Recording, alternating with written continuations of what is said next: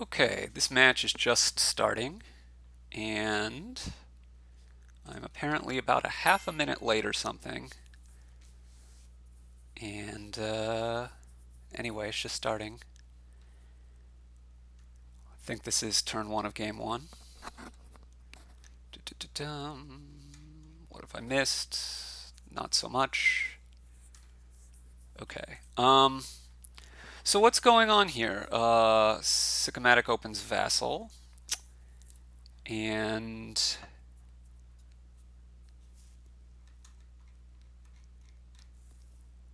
Dan opens Pawn. Um, it looks to me like you're probably going to want to go for Potion, yeah.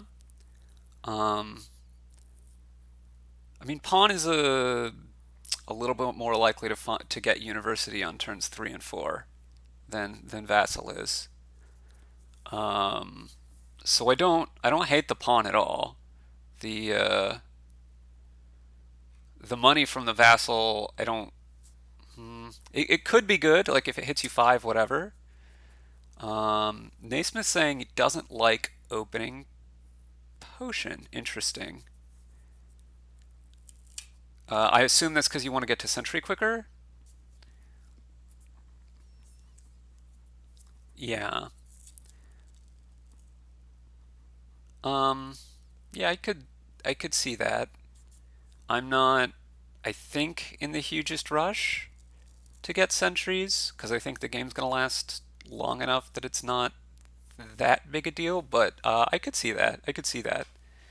Well, gonna have to assume that Sycomatic's gonna get a pawn here.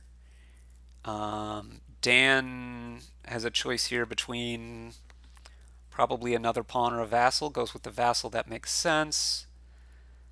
This is interesting. So, yeah, this just started. So Dan, I assume, is going to take a card with this pawn. The question whether you take money or buy. So it's a 50-50 whether the potion's on bottom or it's an estate, right? So the money would let you hit five even if you miss potion. The buy would have let you get university pawn if you find the potion. I guess the money lets you get sentry either way if you'd prefer sentry to university, which is also a consideration. We'll see what Dan goes for here. He went for the money, so now he has to choose between sentry and university, and I guess you could take something else, but I would be very surprised.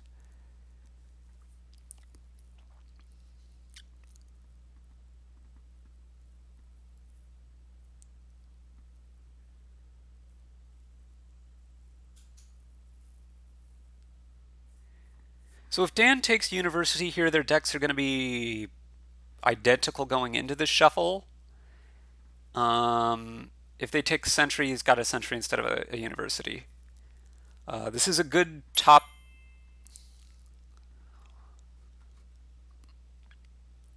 This is a good top of the shuffle hand for Sycomatic. Goes for the sentry. Okay. And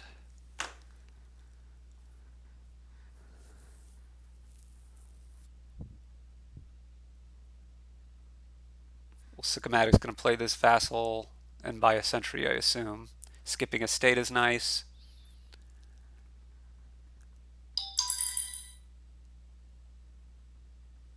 Took card action there, is Dan. Yeah, okay. This is going to be a favorable shuffle trigger. This has got to be card, and I don't think it matters much what the other thing you take is. It's nice to find the potion there to get a university.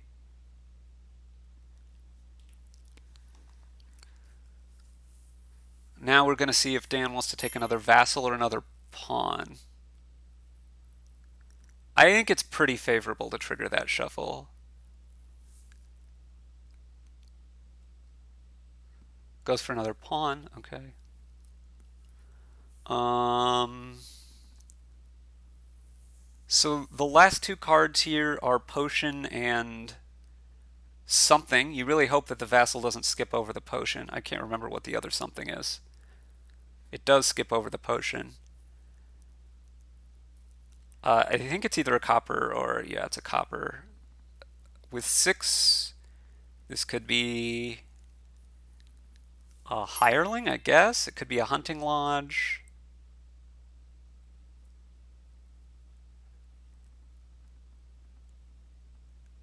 It could be another century. Um, I'm having a little bit of trouble remembering who has how many of what. I know Sicomatic has the 2 universities. I can't remember how many centuries each of them have. Um,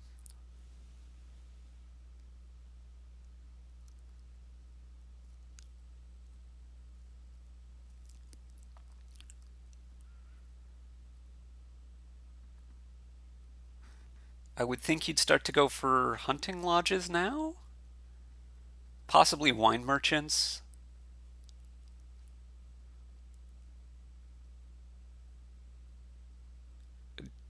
If Dan has 2 centuries and Sicko has 3, where's the 6th century? Oh, okay, okay. Gotcha, gotcha. So Sicomatic looks pretty ahead.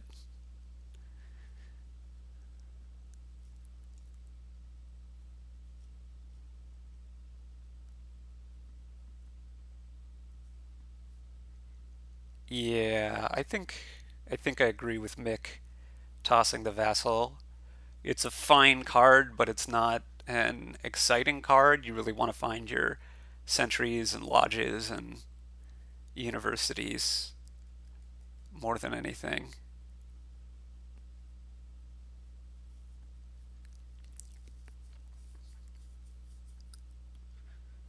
See if Sycomatic continues to take lodges, or at some point soon I would think you'd switch to Wine Merchant, but you might take one more lodge first.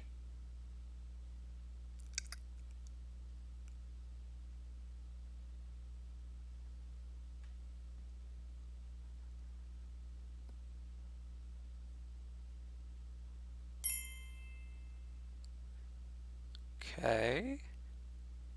I assume this is going to be a 3rd university.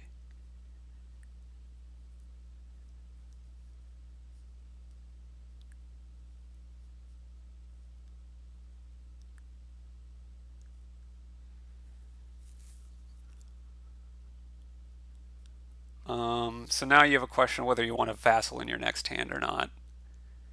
I mean, you can do this here, I guess, if you want to get more money, but the more money this turn isn't really going to help you. I don't think you want to buy like hireling.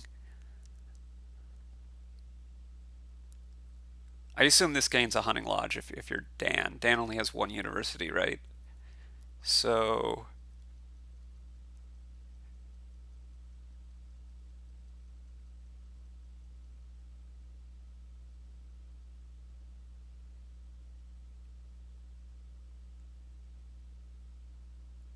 I would expect a hunting lodge here.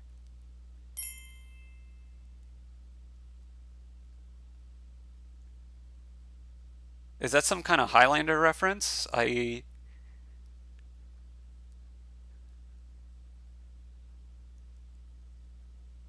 Okay. I think it would be more like a diversity, but sure. Um,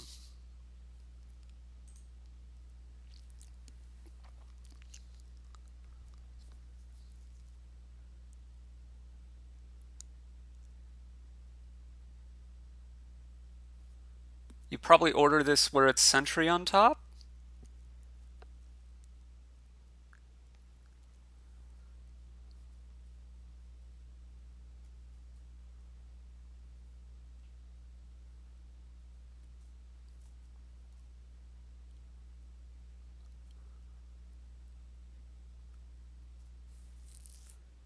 And I think I would want a wine merchant here.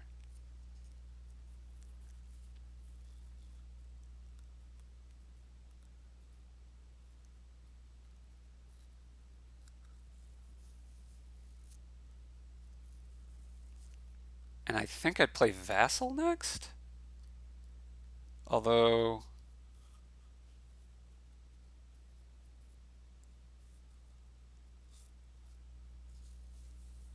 I can't remember what these last three cards are. This is a choice now. Okay. Well, there is a hunting lodge in the six, so that is saying something.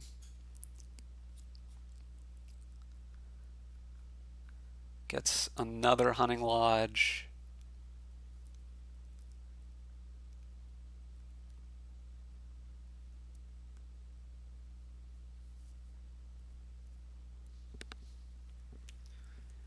And I mean, Sicomatic looks very far ahead to me. um, Up a few lodges, uh, university, a vassal. Basically has more of everything except maybe junk. Um,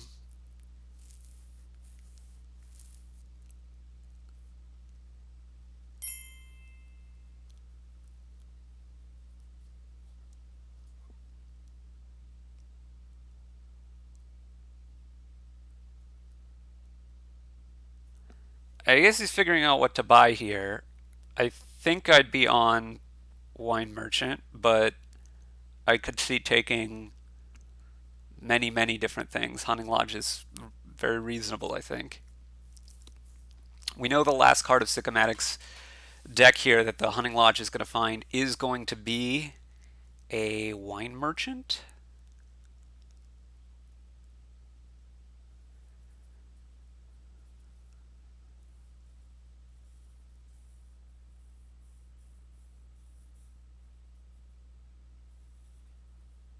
Assume these get pitched. Yup. I think Dan might be a little bit thinner.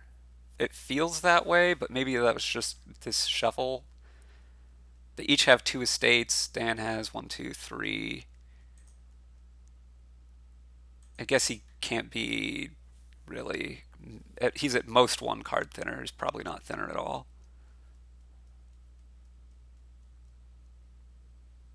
It's got to be another hunting lodge here, I would think. Yeah.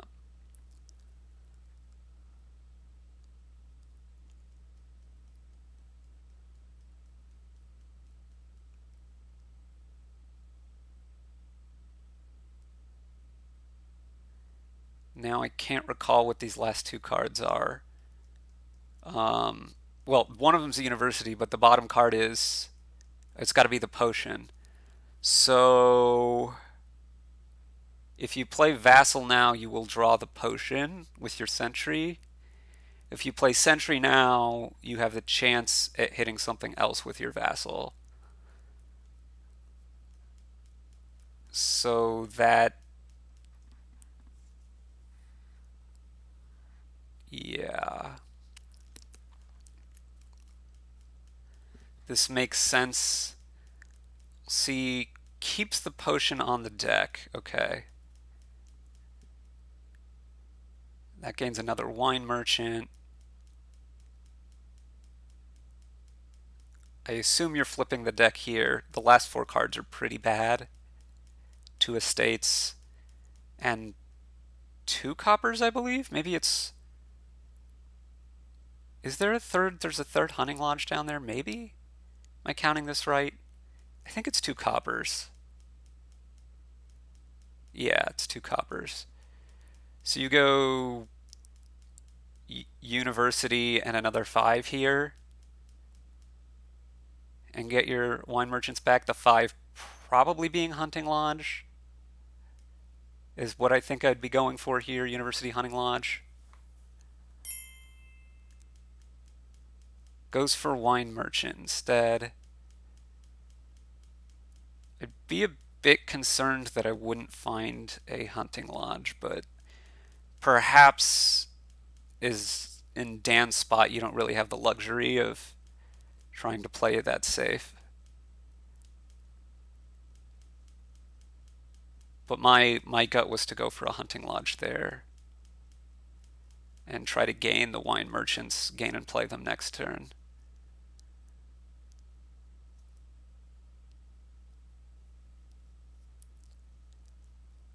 Okay.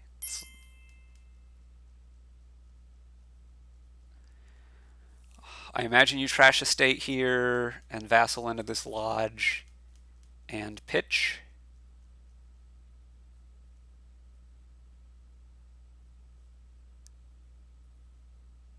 Probably, well, now I'm not pitching. I'm playing the university.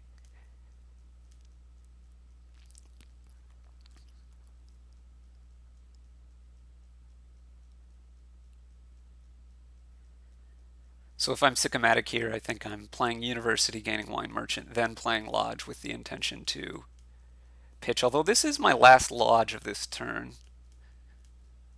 If I'm right, no, I'm not right. There's one more lodge down there. 5 lodges, I believe, for Sicomatic.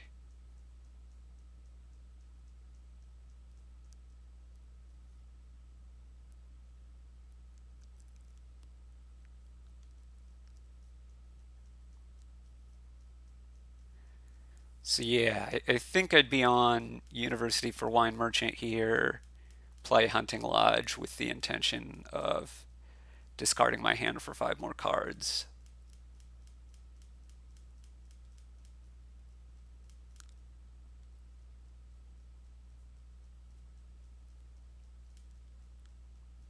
It looks like that's what Sicomatic is indeed doing. Probably play these universities here before you play the sentries so you can get the stuff in this shuffle. Probably at least one hunting lodge off these universities because you're about to shuffle and you want to have a hunting lodge in there. And the other one I'm not sure. Probably a wine merchant. The thing is, I believe one of these last 2 cards is a hunting lodge, so you will either draw it or have it set up at the start of your next turn. So the consistency is a little bit less important if you're Sicomatic to get yet another hunting lodge. So I think I'd be on wine merchant here. Yeah. And now I think I'd stop here because the last cards have this. Oh, maybe you get to do it all. Yeah, no, this is better. Oh, it's mostly better. You have a better chance, a bigger chance of dudding next turn this way, but pretty small chance of dudding anyway. So it definitely looks better to me. Um, so you have 20 money. You'd want to spend no more than 18. Uh, I think you could think about. My inclination would be to try to take a province here. Um, I think I'd rather take a university than a pawn, but I'm not 100% sure about that, I guess. You could also go like 1 province and get more action cards as opposed to 2 provinces. I'm not totally confident about that. I do want to score a little bit. The piles are slightly low, and well, I don't think there's that much more building to do before you want to score, but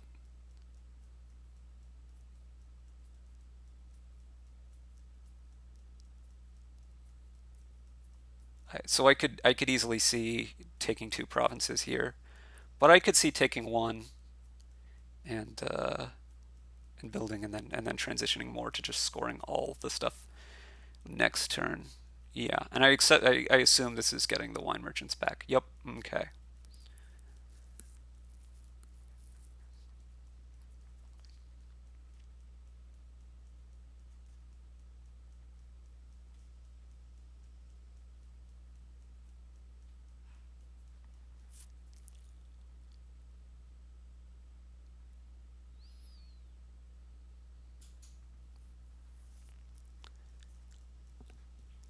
So Dan's in a tough spot here.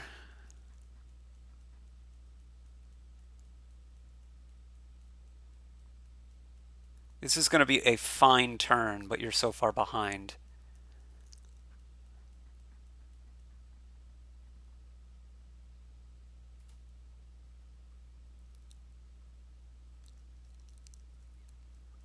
Like in general, the reason why I was thinking about something like one province there is I generally want to keep building, but if I think if I just build, that's a little bit too dangerous. I'm lowering the piles even more. And if I dud, which I could dud by just getting a hand of a lot of wine merchants, something like that, no hunting lodges, then that puts me in kind of shaky spot. Um, it's very hard for me to have. I don't think you need more building to run the piles either. That's not why I want to keep building. Um, that's that's why I want to score. I want to keep building because there's a whole lot of points around, and so I want to not have my deck fall apart too fast. Um, I don't know. It's very tricky to know with confidence kind of what the best thing is. Um, well, this was a good draw for Dan here. Uh, yeah, whatever you Mystic for doesn't really matter there, I don't think, because you're going to draw it all. So this is... Now I certainly want double province if I'm Dan.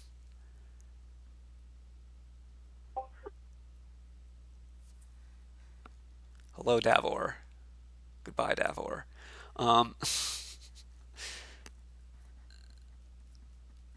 now the question is what else you get with it.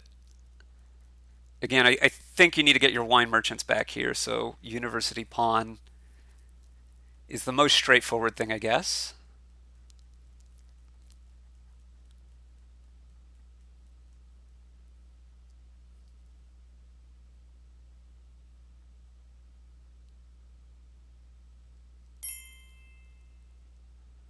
I'm not sure. So Sicomatic has 4 universities, and then the remaining piles cost 25, and they need an estate to score, so that's 27. And I don't. Well, yeah, if you draw all, if you can gain and play like all those wine merchants, that should be enough. But this big clump of hunting lodges at the top makes it a bit tricky, I think. Like this is almost all your hunting lodges, so it's going to be very hard to draw your everything here. In fact, I don't think you can do it. And if you can't do it, I don't think you're going to win. So I kind of, if that's the case, I kind of don't like taking wine merchants.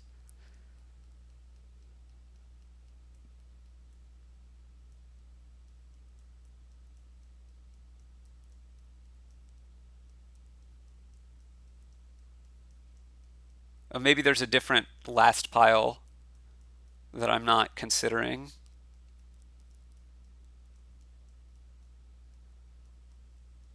I mean, I think lowering is about the only way you lose. I don't think taking the wine merchants helps you get more provinces because you're not going to draw them this turn. So you've just lowered the piles in a way that doesn't get you more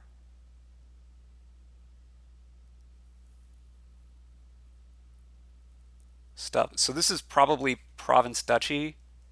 I mean, this turn was, I think, always going to be sad. I guess maybe not quite always, but it is very likely. I, I imagine you go province duchy here and hope. Um, Triple duchy means you don't have your these wine merchants next turn. I don't. Mm, I'm not quite sure. I don't know that you just lose to triple province anyway. That's not.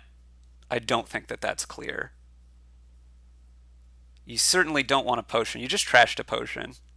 So if you were going for the university pile out, you wouldn't have trashed the potion. But I don't think that's the way that you want to try to win anyway. Um, so I would expect pawn vassal or another duchy here.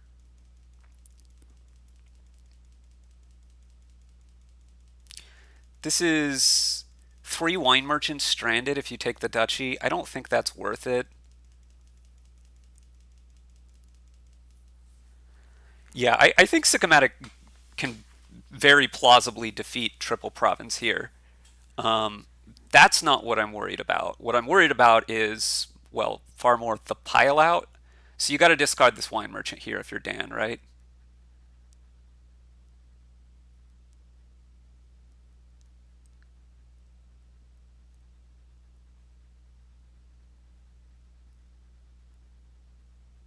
And now you have a choice.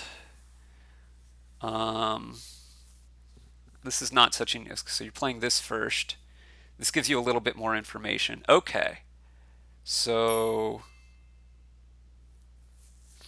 now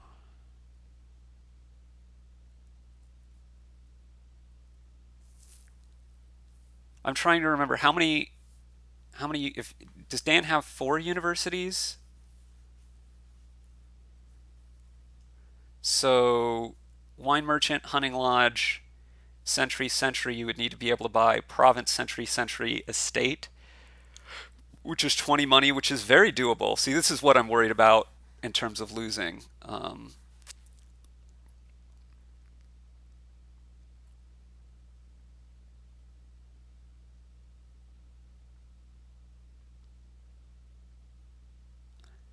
Now, is this pawn for card money? It could be Yeah, vassal is easier than century. Yes, yes.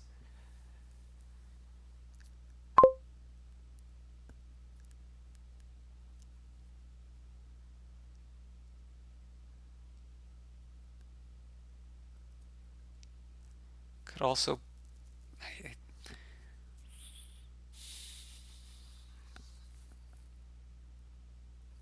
There is another hunting lodge down there, right?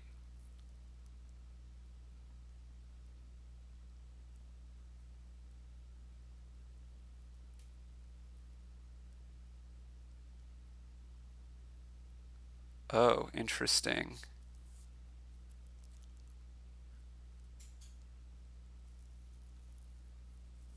Okay, so the last cards here are Mystic and I can't remember what the exact last card is.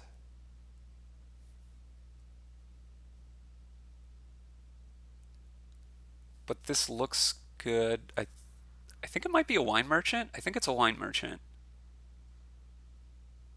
I'm not 100% sure about that, but I think it's a wine merchant.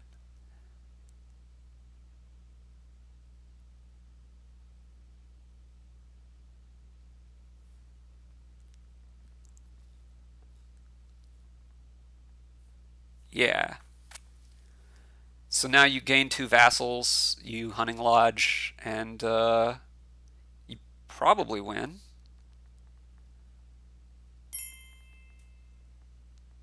Oh, this is the first game. I don't know if you're listening. You don't think it matters much whether you pitch now or after the next lodge. I guess I would pitch now, but okay. Wine merchant, that does it, right? Well, this certainly is enough. Province, and yeah. Okay. Yeah, this is kind of why I didn't like taking those wine merchants.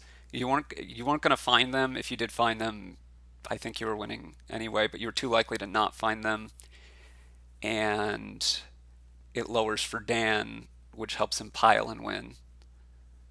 Um,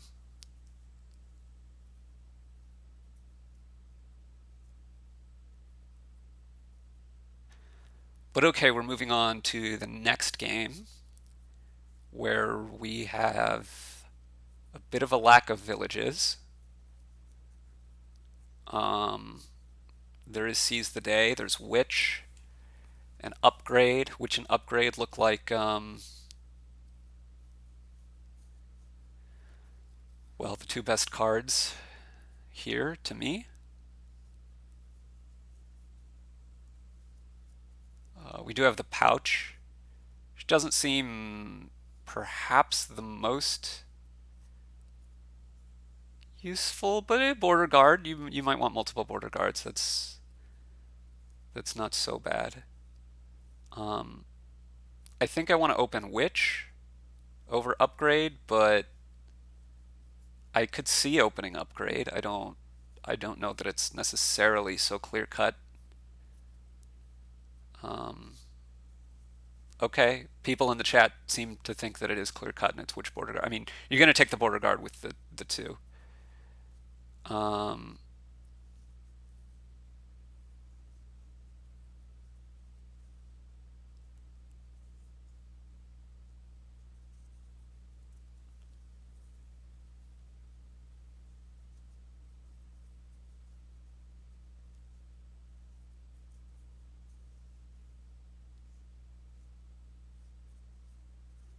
Dan goes for Upgrade, so okay. And I like the suggestion of Pageant on turn 1 here and a Border Guard on turn 2.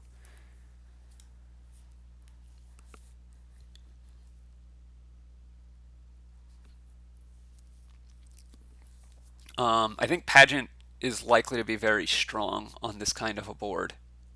Um, whoa, goes for Tracker. I'm not the hugest fan of the Tracker.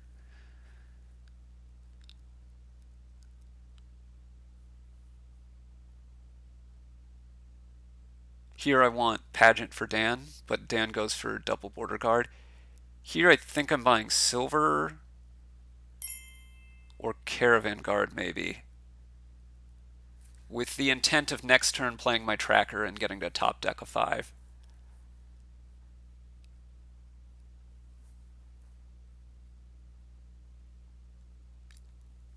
Also, when you seize the day on this kind of a board is um, you could hope for 2 5s, I guess. That would require substantial luck. So your next hand, those remaining 6 cards are 2 estates, 3 coppers, and a. Okay. Yeah, yeah. It's perhaps not as substantial luck as my gut felt. If I was hoping for 2 5s, I think I'd take the Witch first because I want to top deck the upgrade, but maybe he's just going to go for double upgrade. Yeah, the card boon and 2 money boons would get you there. Theoretically, the Wind's Gift, although that triggers a shuffle.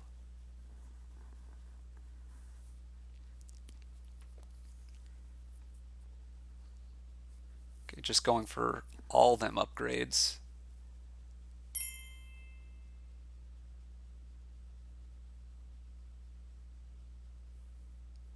And I still want Pageant at basically every opportunity here if I'm Dan. Okay, and there he gets it.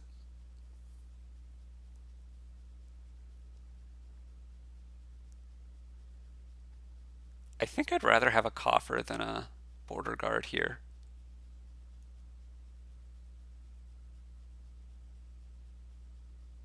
Sicomatic agrees.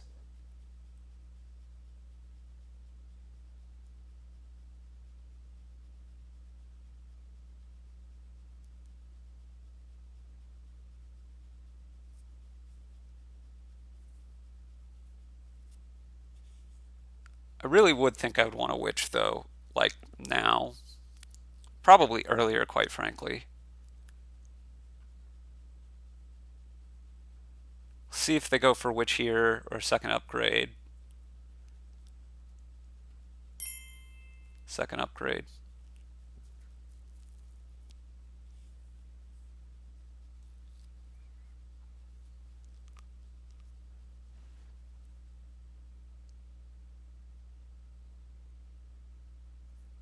See what Sicomatic does here. Could spend the coffer, could keep the coffer, get another coffer. Thinks border guard is better than any of the 3s. Okay, so they're just trying to upgrade to getting thin.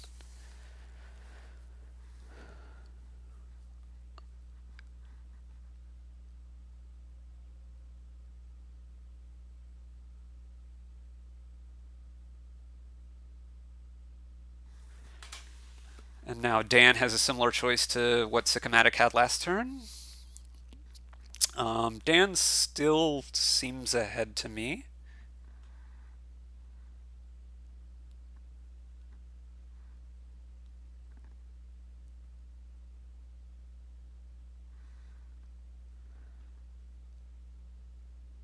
Mostly seems to have a decent advantage on the caravan guards. Also a little bit thinner.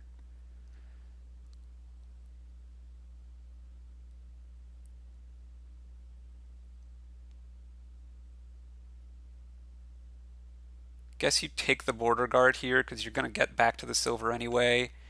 And this, uh, yeah. So this doesn't quite get the clean shuffle, but you're fairly thin now, so you just have to decide, okay, what direction do I want to go now? You're going to need to up your econ, and some of that's probably going to be upgrading this upgrade at some point. One of these upgrades. I'm I'm not really seeing the mine at this point.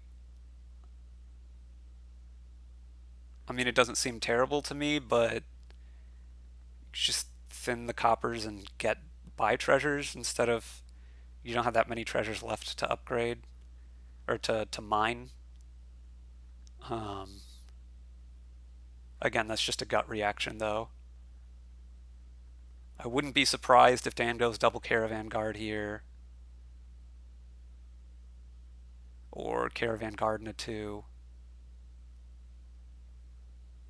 I mean, I could certainly see that kind of a play from mine. Just to play it once or twice and then you're going to upgrade it anyway. You get the coffers.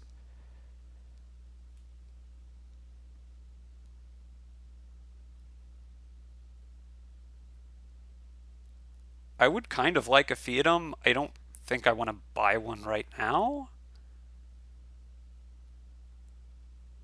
I mean, you're not going to be able to use all, you're not going to be able to draw all the silvers, but just having, I don't think drawing your whole deck for very long, for an extended period, is going to be feasible, but just having some extra silvers to pad the deck out seems okay.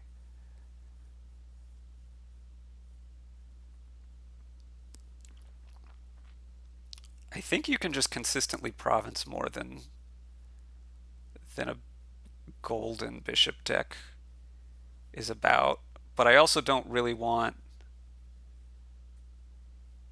the I don't want the bishop as Dan in particular because Dan is thinner to start with. Typically, I want bishop when I have m- more junk than my opponent.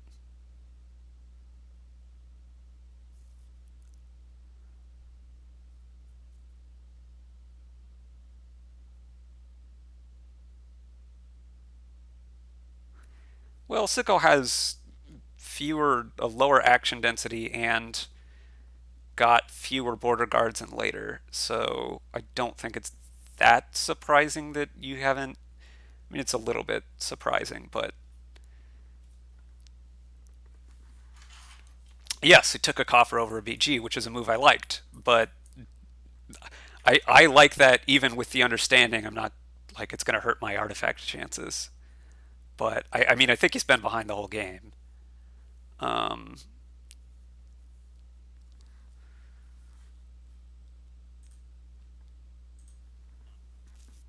I don't think that the artifacts are really that important here.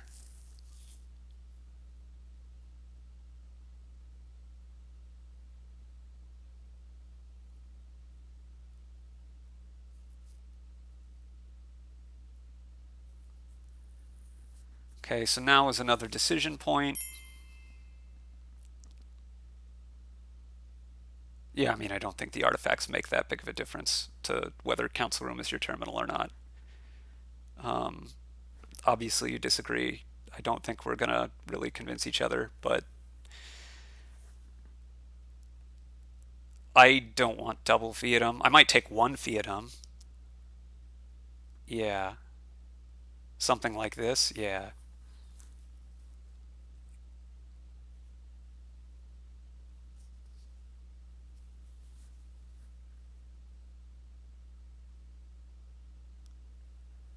I want to build up a little more.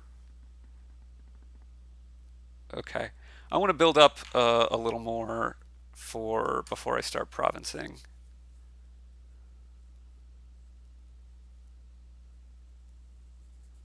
Because if I'd started provincing then, I wasn't going to be able to keep doing it very much.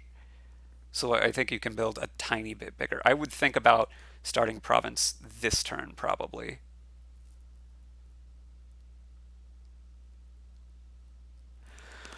Um, and I would also think about seizing the day some point around now, I guess. I don't know exactly. Yeah, Sicomatic could seize here.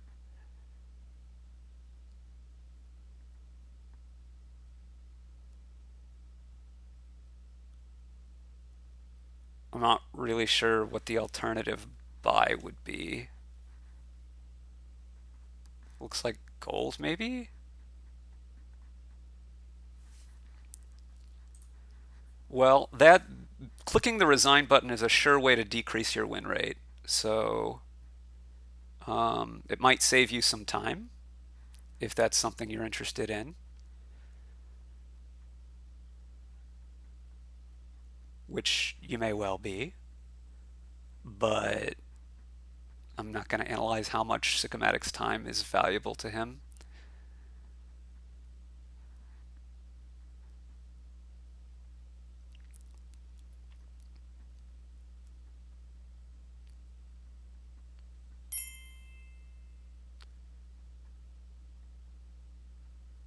So this is, I would guess council room is what I would take here.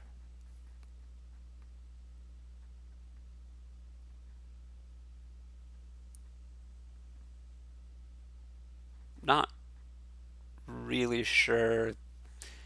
The next best alternative might be Witch Still. And I could see Witch Still.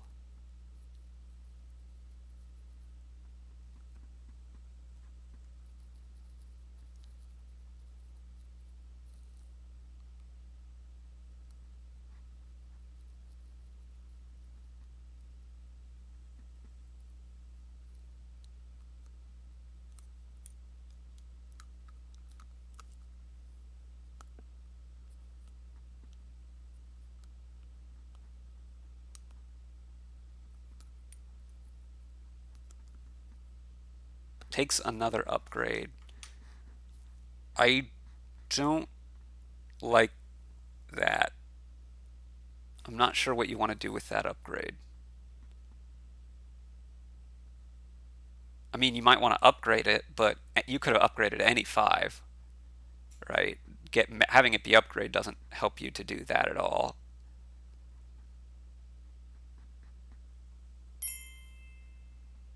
Which is a good card. Um,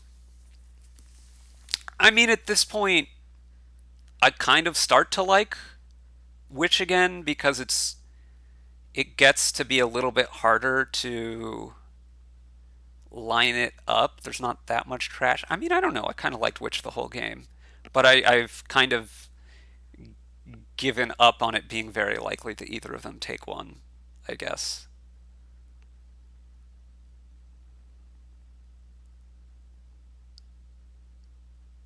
We'll see which 5 Sicomatic chooses here.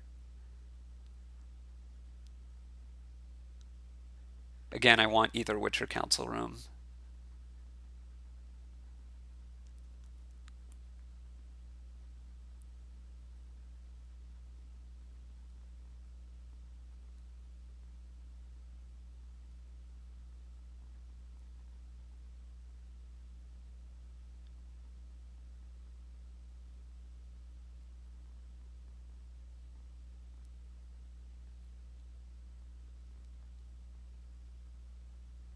goes for mine. Okay, I apparently don't know anything about what these players want to do. Um,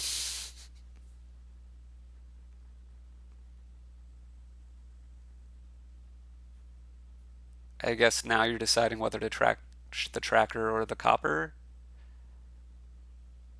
or I guess the border guard, but that seems worse. Okay. My initial thought here is to seize, but I mean, everything looks bad, so I'm not really sure. Could hold off on seizing and take. Well, with the mine, you're less likely to want to also take a witch or a council room, I suppose. I still don't think you want another upgrade. So, I mean, I guess you could province, but that seems very expensive compared to seize here. Should be cheaper later, I think. So my inclination is to seize, but it's pretty over, yeah. I think something very strange would have to happen for Dan to not win.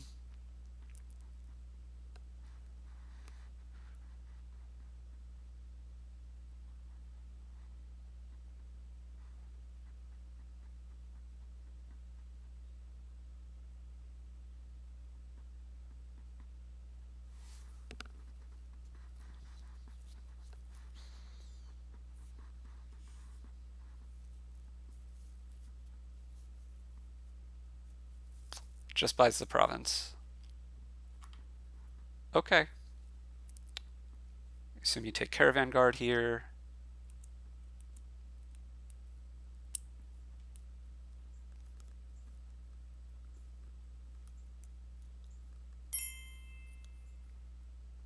It's 1-0. Dan is ahead. And I think I'm just provincing here. Taking my coffers.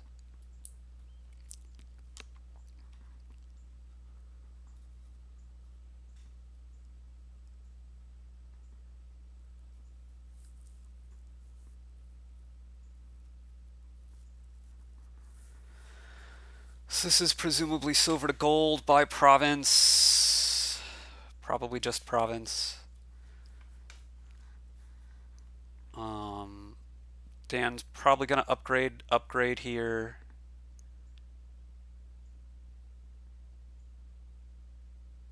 Is gonna need to make use of these extra coffers via the plus buy pretty soon, I think.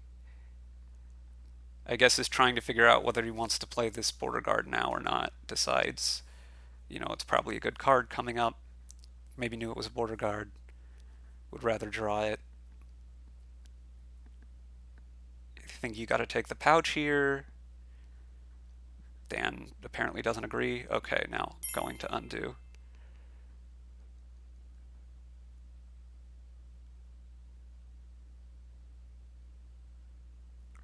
Would really think you'd take the pouch here.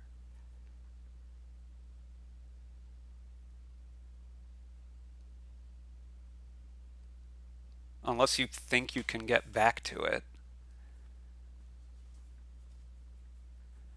Okay, and I think I'm on province plus C's here.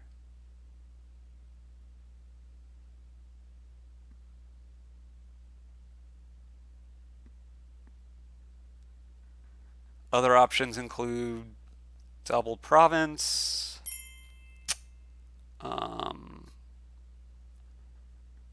The I don't know that province plus border guard is anything wrong with it per se. Um, I think you can do better. Yes, Sicko can still seize. Sicko can't like province and seize though, I don't think. The deck isn't that good. What I'm concerned about if I'm Dan is just that the game ends before I can make effective use of my seize or pouch. Um, like I'm probably winning kind of regardless, right? Um, but I could see now a world if the pouch bottom decks and I don't find it again that we just I mean, it still looks hard for Dan to not win. I'll be frank. I think I would have preferred taking an estate to the border guard that last turn, honestly. But it's also, again, hard for me to imagine it making a big difference.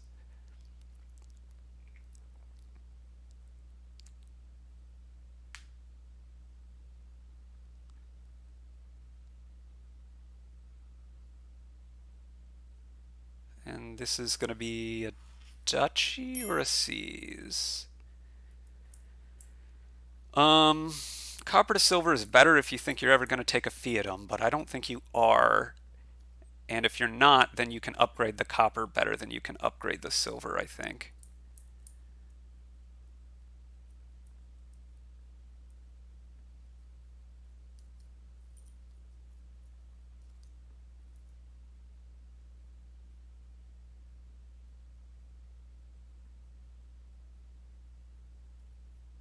Uh,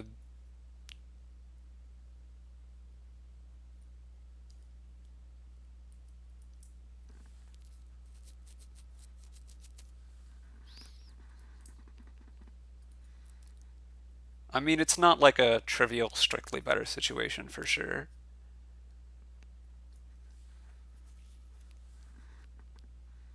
Yeah, I would think I'd be taking border guard there to help here rather to help me dig for.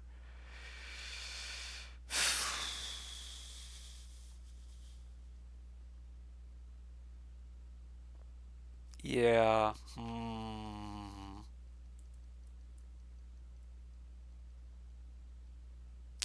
Okay, doesn't take pouch. You gonna buy a duchy here?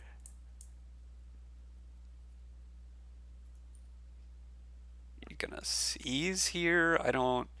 The thing is, right? If you province now, well, you can't province and seize. You don't have the buys.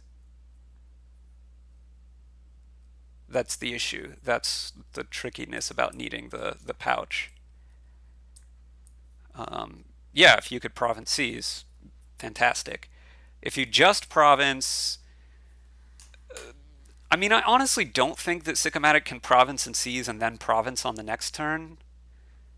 But I guess you could be a minimally scared of that.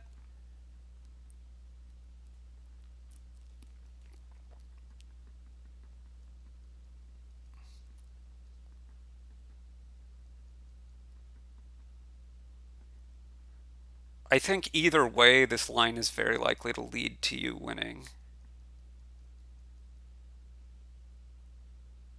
I don't know that doubling is realistic. I don't know.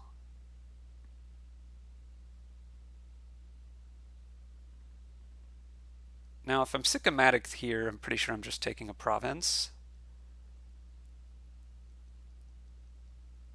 You can't play around, Dan. Um,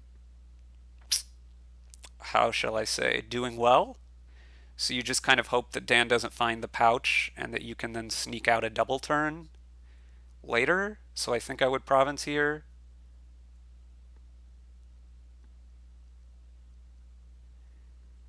It's very like it's hard to imagine Sycomatic winning. The only way I think I can do it is by province now. Dan can't get two buys. Uh, so if Dan say provinces, then you can like seize a state and province, so you're fine then. Um, if Dan finds the pouch on this turn, you're probably just losing, kind of regardless. If Dan misses pouch, Dan probably still wins because he just like takes a duchy or seizes or something. Um, but I feel like my chances are better. Okay, bishop C's,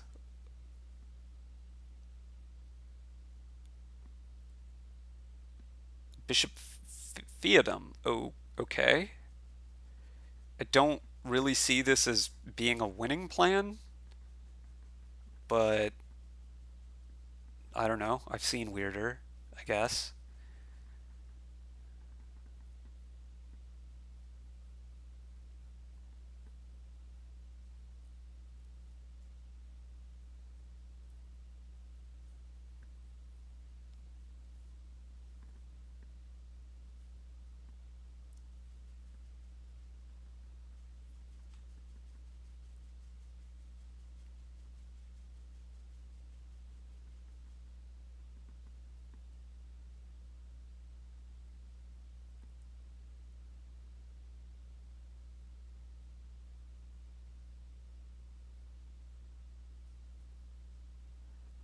This is not the easiest decision to me.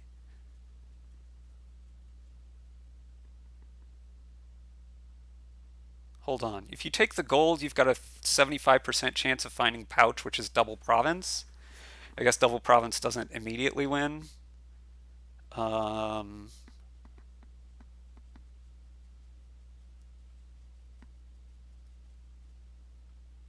so maybe you don't count on that so much. I could kind of see some amount of cases for any of them.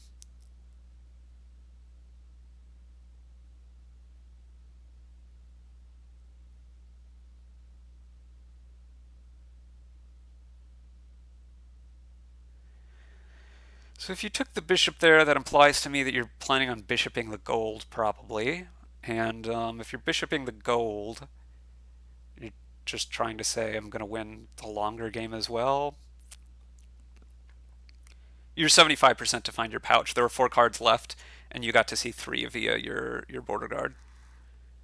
But that's not the line that Dan is pursuing here. I assume this is bishop. Bishop's a silver, not a gold. Okay. Buys a council room now. Okay.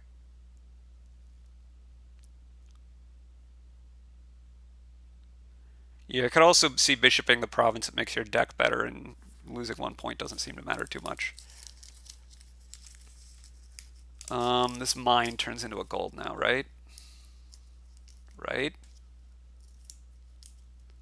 Yes. And this is not what you're looking to find from your border guard. You hit 5 here. I mean, I think Dan could have taken province at many points. He's playing around some potentially either almost impossible or impossibly good draws from Sicomatic, but is so far ahead that I think he can't afford to play around a lot of stuff. I would not feel any consideration for the specs. We don't really need to be watching. It's not for us, in my mind, it's for the players, so I don't know.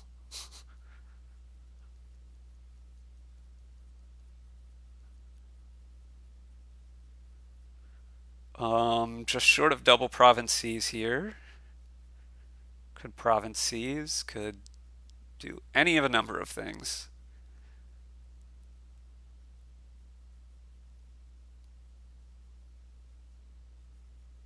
Which all look good. Could just double province.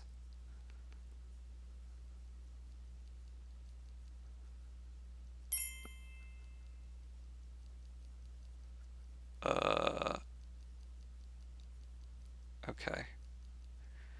Well, I think Dan's very likely to win here. I think I take the gold.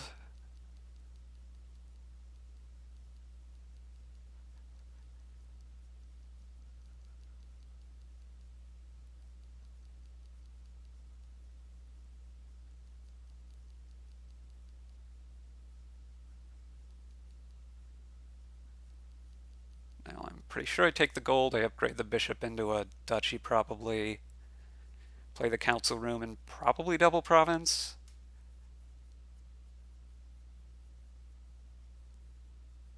I admit I'm not tracking the best at this point, but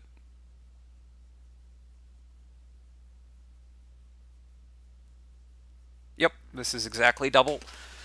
And that's the game. Okay, so that's 2-0 to Dan.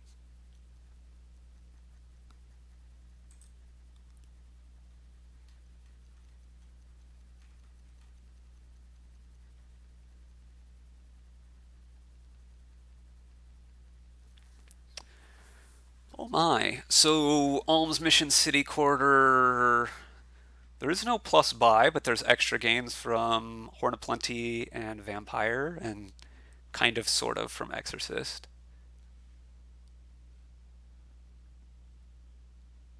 Mission alms.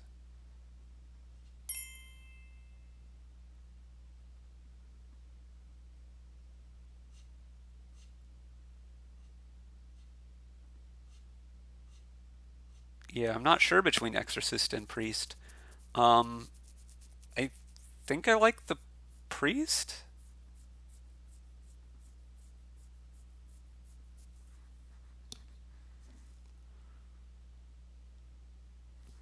Well, I have to think about what is my game plan for the deck here. I probably want a vampire or two. I want to largely draw with city quarters. And I want to do a Horn of Plenty Megaturn. Probably adding a 1 to 2 dungeons.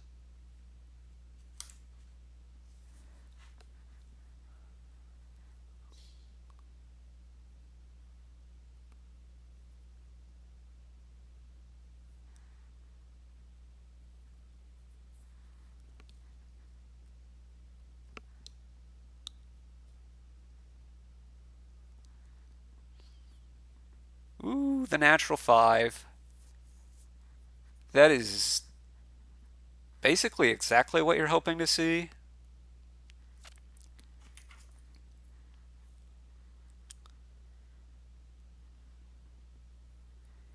So Dan didn't want to mission. That basically just seems bad to me. I think missioning, maybe I haven't thought this through deep enough, but missioning seems better.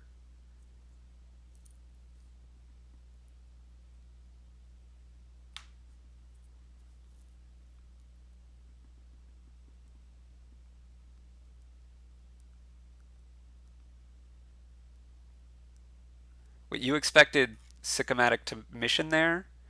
I don't know. I kind of like getting the vampire.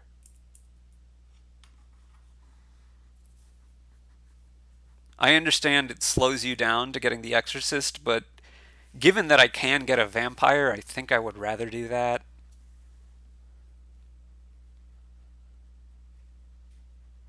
Goes for a moneylender. Intriguing.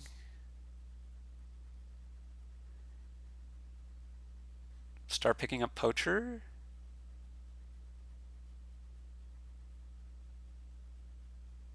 Or you could play like Sicomatic and take a dungeon.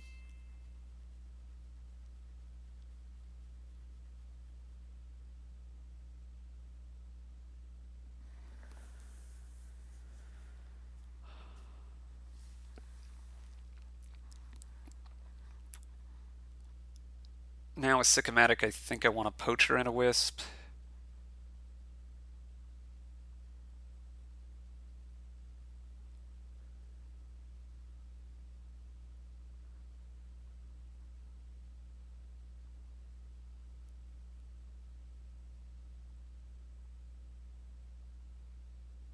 Um, no?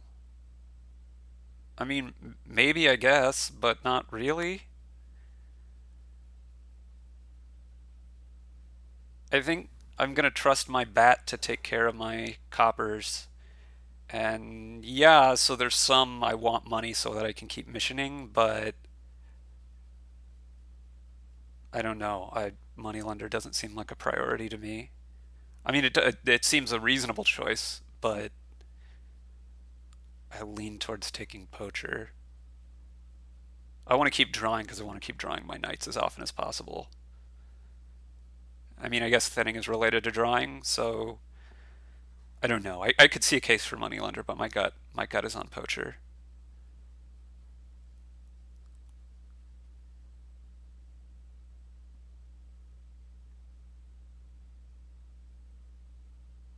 I guess there's a couple things that money does for you in this game. Uh, there's like 3 things. It helps you hit 5, which is important to start getting other like vampires and horns can both get more uh, can both get more 5s, but you need to get 5 first.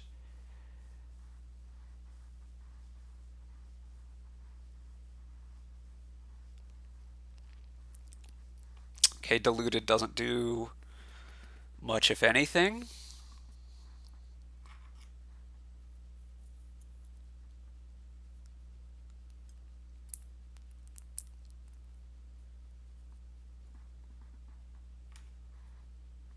So you rather alms here than horn.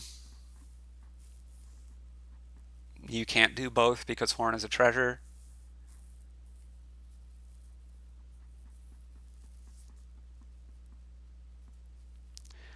The other things that money lets you do are continue to hit mission, which is good with alms, good with horn of plenty, good with vampire, good with exorcist. And the other thing money lets you do is city quarter debt. Um, I think they're building towards big horn of plenty things, probably with some city quarters to draw. City quarters the only real way to draw a lot, and you're going to need to be able to pay off the money for it. But it a little bit surprises me here that Dan has gone straight for horns without a vampire. But I guess given that you have moneylender and exorcist, there is some sense in that.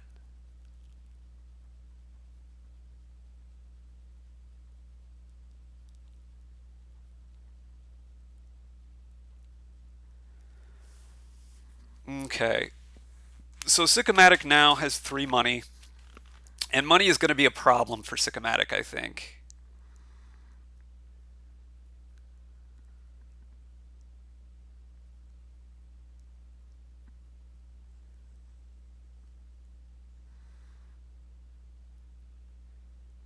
Because I think you want city quarters to draw. I mean, you could try to get away with not doing city quarters and just going on spirits, but I mean, that's kind of sad, Mick. But since you can't horn and alms either, once you get your horns up, then that's kind of okay. The bigger thing is with no plus buy, you can't really mission with that anyway.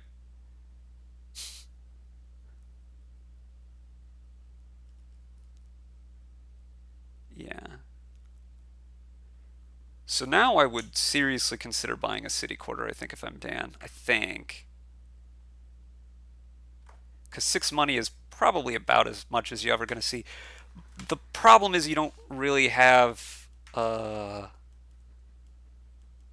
much gain stuff happening, but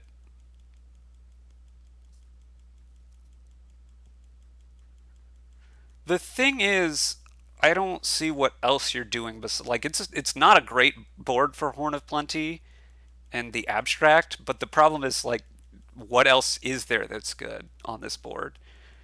Gets another Exorcist.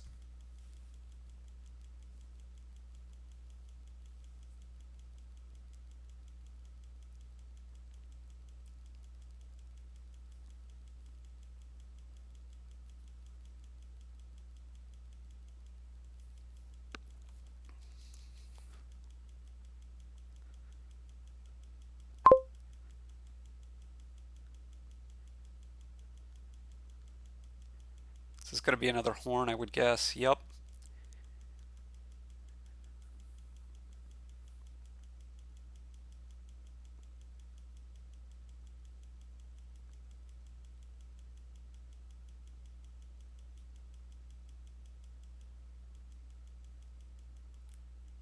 I think I just play Wisp next. Guess I'm not totally sure. The remaining cards in this deck include this Wisp. They include. Now I might play Poach. Okay. So you're going to play these Poachers. Maybe you just play one and now you dungeon? I could see not playing the dungeon. Okay, plays a dungeon. Probably you're not going to get all the way out of debt here. Well, actually, I might exercise the bat. I gotta think now.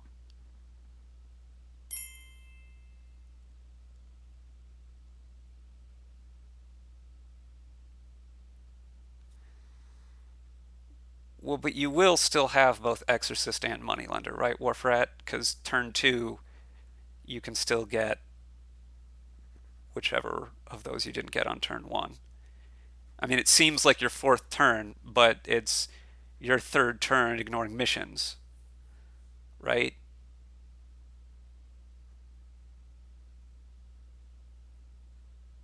You just keep missioning every time you can. You might not be able to mission again turn two because you might not hit four, especially if you've opened Exorcist. You're less than 50% to hit four, but it mostly just seems like upside anyway. If you're really worried about that, you could, like, on turn one mission, get the Moneylender, and then you're more than 50% to hit four again, and then you get the Exorcist later.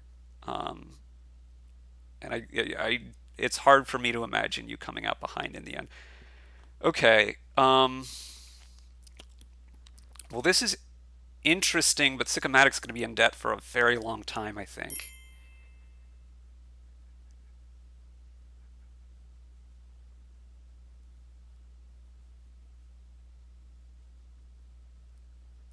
Like, I think, yeah, I wanted to pay the debt. Oh, it doesn't. Yeah, that's probably some kind of an auto whatever something. It looks to me like Sicomatic wants to trash these three coppers here.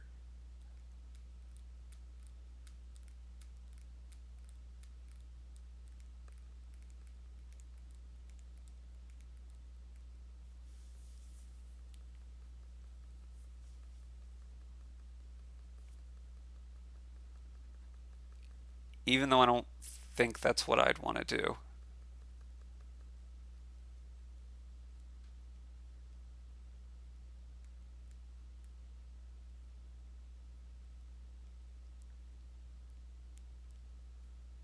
I think I want to exercise the bat there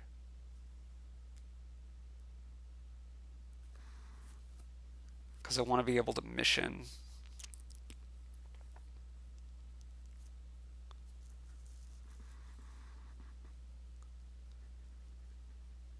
And now I'm never going to have the money to do that.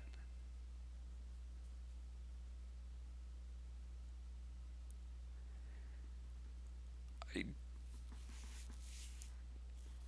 I mean, I don't really want the coppers in my deck, but I want to be able to hit four instead of perpetually being in debt.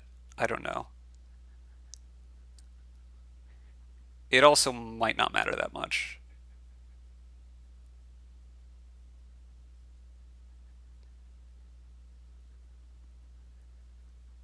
So if this is Horn Horn and Exercise Exorcist for, yeah, mission and take an imp, I would assume here.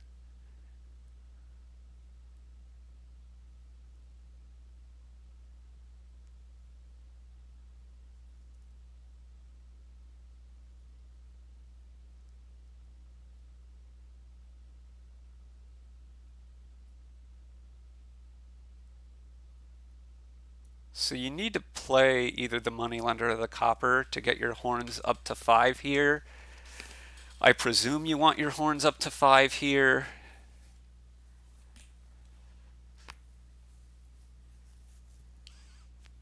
I'm not sure that the dungeon really rescued much, given that that's the case.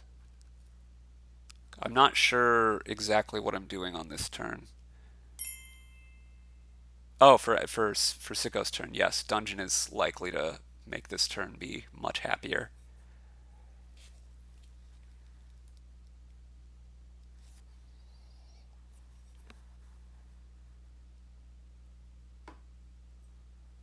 Okay, so Dan decides that he does want to trash that copper.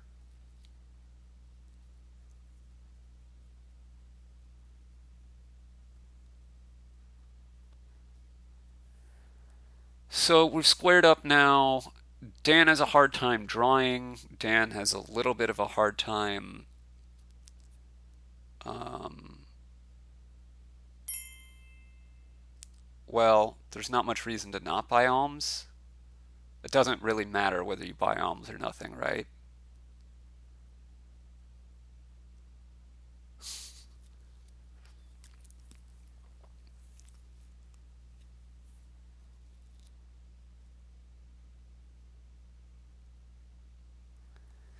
It's weird. I kind of like Sicomatic's spot because Sicomatic has more draw. The one city quarter draws more than the one imp. I kind of like Dan's spot with more horns and money. Like Sicomatic has almost no money in the deck except for these poachers, which are now oases. Um, Dan also doesn't have that much money left in the deck, to be fair.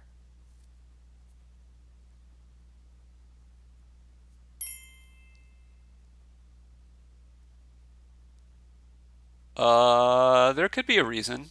If you play Dungeon now, you could draw two actions, and then your city quarter draws more. With a horn on top, um, I got nothing.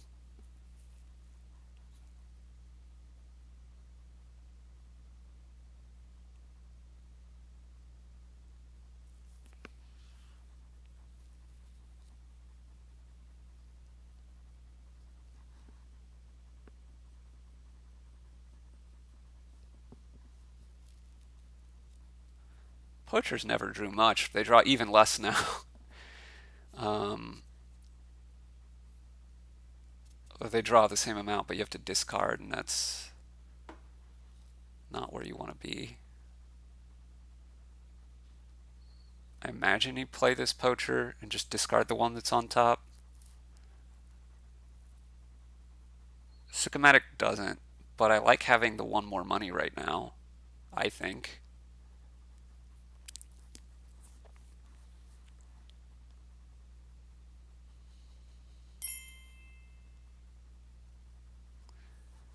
I mean,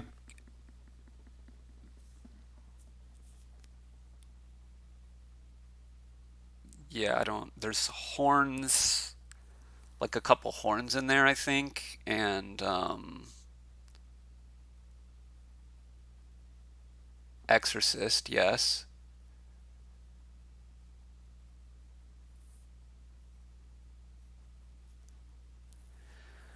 Gets a silver, grand. Haunting, haunting does hurt for sure.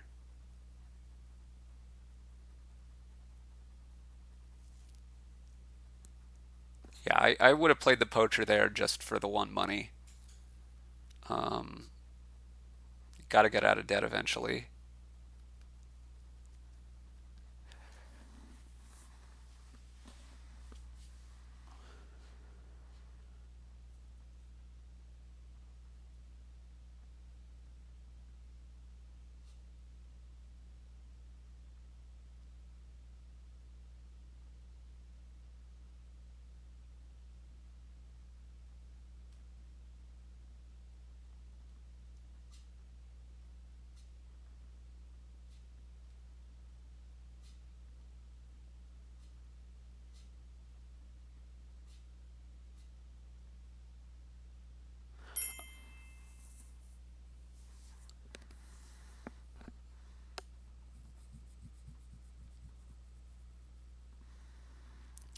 See, my feeling is that Sicko um, just wasn't making enough money, mostly. Couldn't do the mission stuff, couldn't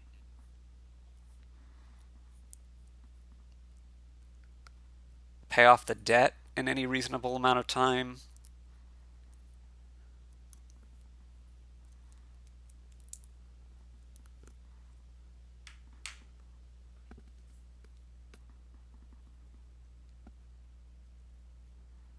So you discard a moneylender and one of your horns here?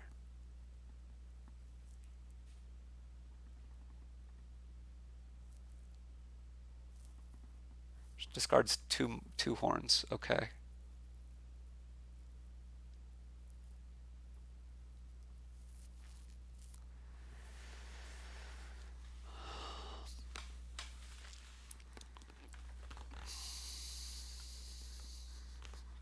So now I'm thinking discard a horn, play the moneylender to get to four so you can mission.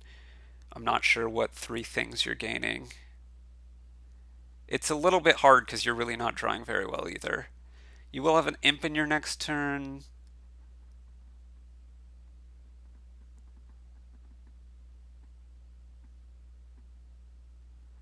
You kind of want a city quarter, although for Dan has a high density of horns, so maybe that doesn't look quite as appealing. It's not.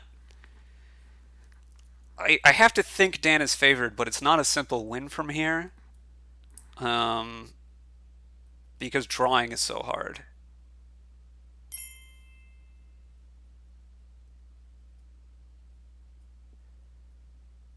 Taking sacrifices, for instance, seems to be fine at least.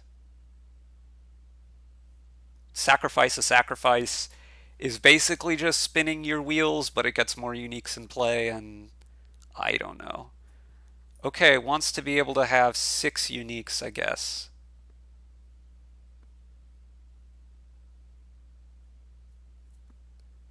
Just taking golds.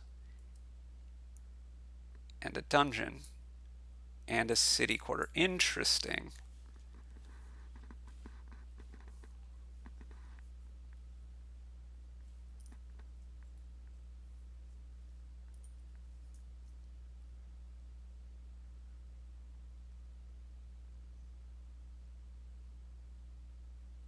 You play poacher now, given that the city quarter's on top?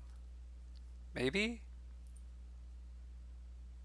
Uh, there's no way that the game's going to end before Dan sees these golds. I mean, I'm guessing you probably sack poacher now. Maybe you just discard. I don't know. Well, you'll see them this shuffle is the thing.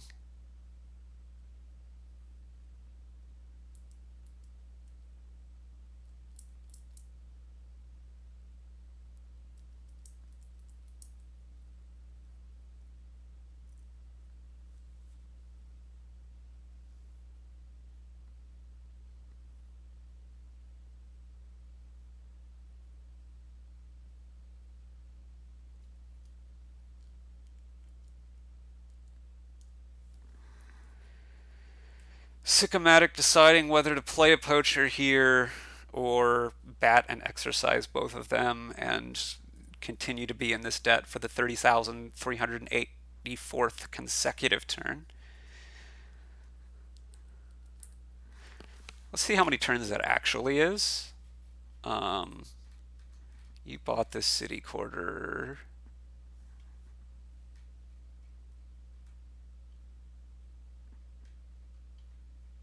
On where am I missing this? On turn 5.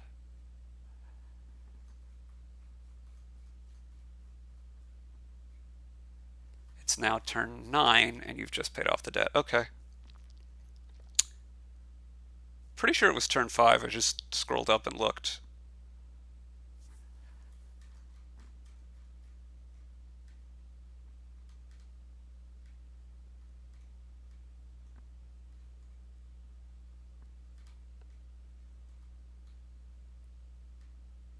Maybe I'm wrong, because now it doesn't look like it was turn 5. Yeah, I'm just wrong. It was turn 6. Mea culpa.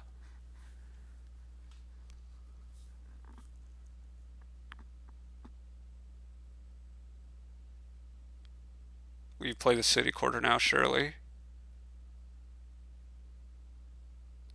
I guess you could play the dungeon. I think I played the city quarter, though.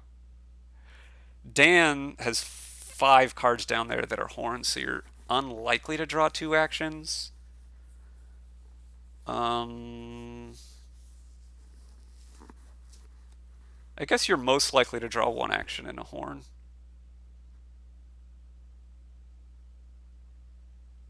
Oh, that's true. There are golds.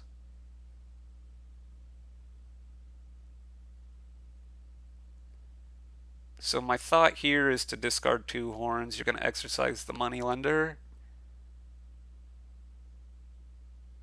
but it could be that you're exercising one of the horns.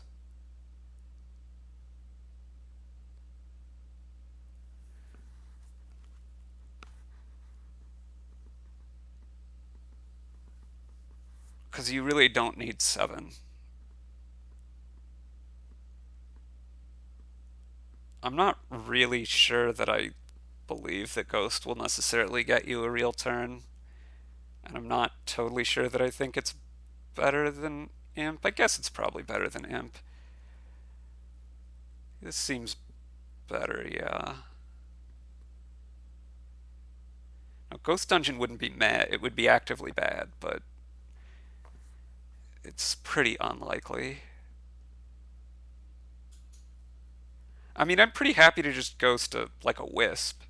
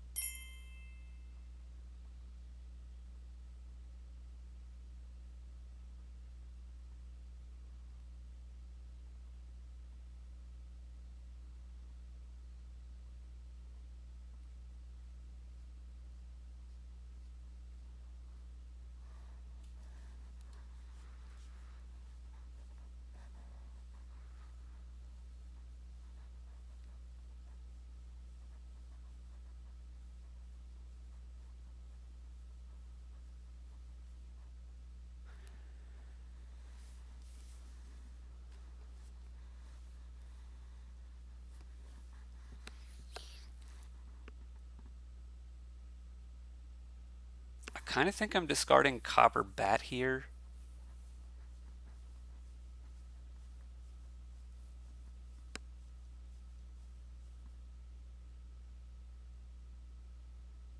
But it isn't a trivial decision, so I guess I'm not tracking the deck, and I would expect that Sicomatic is at least attempting to track his deck better than me, so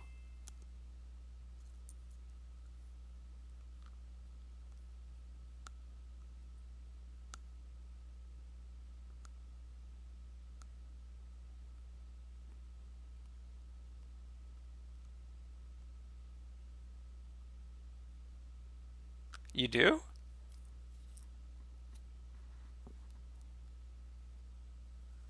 Trying to remember what the remaining cards are. Oh, there is another city quarter down there. Then yeah.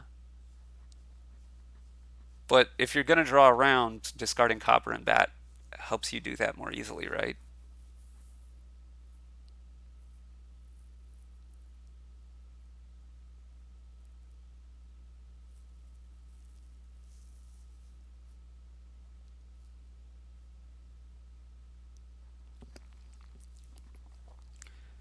I don't think I would have played that dungeon,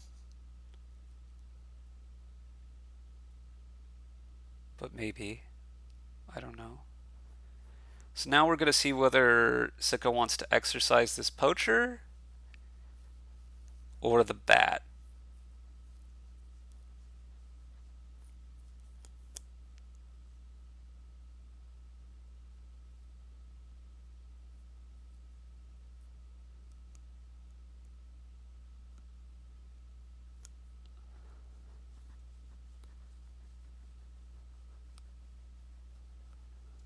I'm still trying to figure out what Sicomatic is building towards. With 3 horns, you're going to have to buy some provinces, right?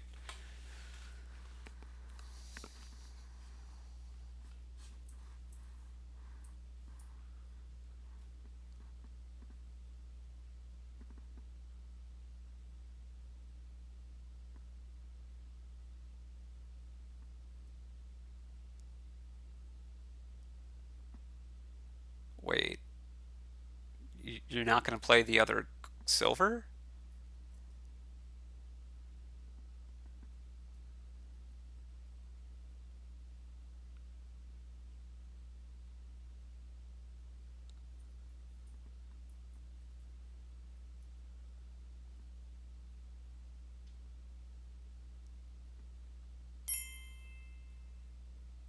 I don't want to trash silver.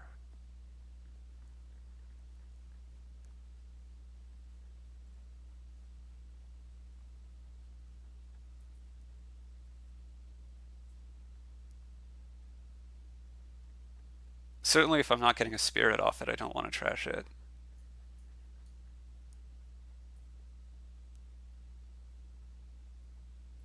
Trash it later. So, okay, well, this is, I guess, somewhat logical, but then should have played the poacher quite a while back.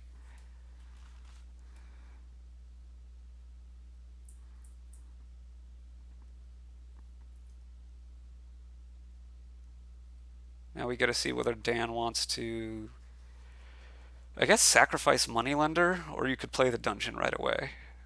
Are the two main things I'd be looking at here.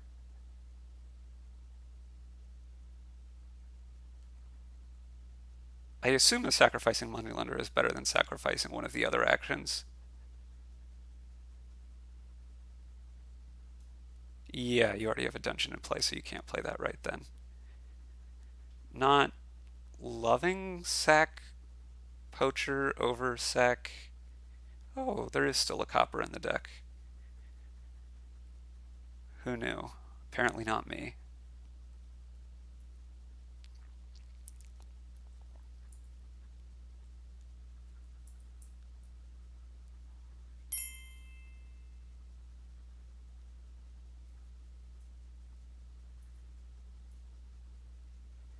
Dan does not find the ghost here. Why not sack cop? It makes one less money than money lendering copper? That's the only reason I can think. I understand you probably want to trash the money lender to the exorcist, right? Um, yeah, I mean, I think you're likely enough to just trash the moneylender anyway. And I don't know that the sacrifice was doing much for you later, but I I don't know. So it seems like it feels like this game is taken forever with all the mission turns and the turns are going a bit slowly. Keep in mind this is still only turn 11, so um well, just keep that in mind.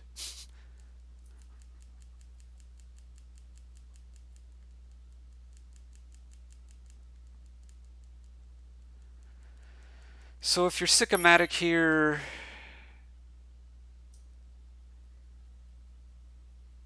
I mean, technically it's turn 11. Maybe 17 turns have happened. I think it's fewer than that, actually. They haven't missioned as much as you might think. But anyway,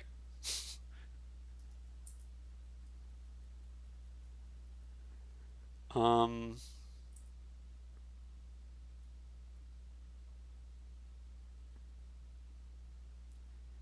this can be 12 money. An exorcist. Yeah.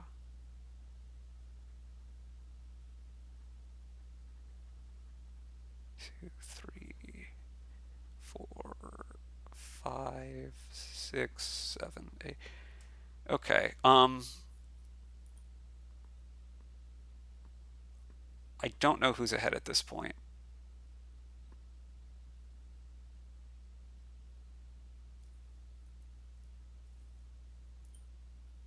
I think it's still Dan, but it's not entirely clear to me. It might depend on what Dan's ghost hits.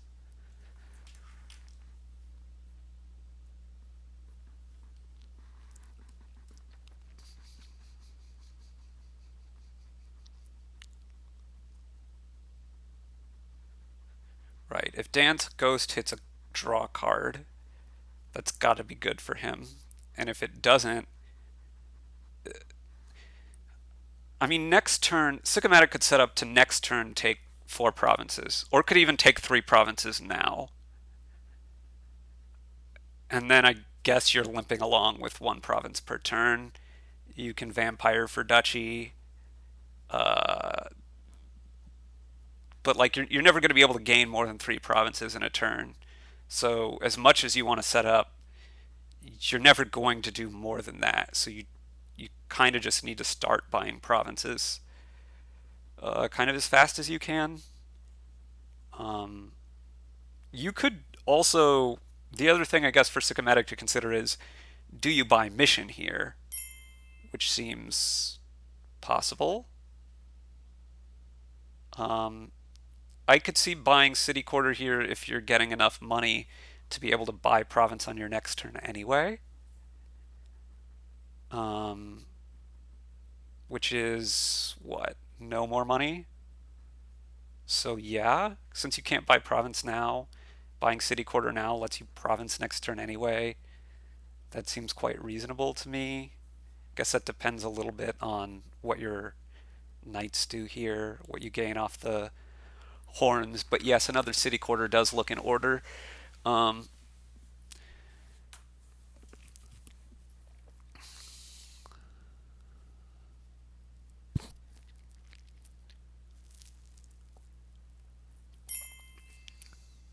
is it bad to exercise the van? Not necessarily, but I think it's worse than like exercising a gold. I guess you could horn for another I don't know. I mean, the attack on the vampire is strictly speaking not nothing. I assume it looks to me like this is going to be exercising silver, possibly sacrifice, but probably silver, given the way that these cards, the order these cards have been played.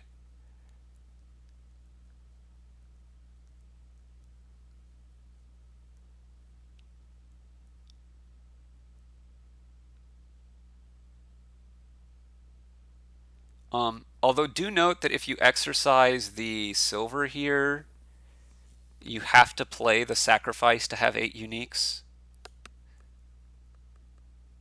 If I'm not mistaken, am I counting right? Can someone double check that for me? You have to play the sacrifice and the poacher.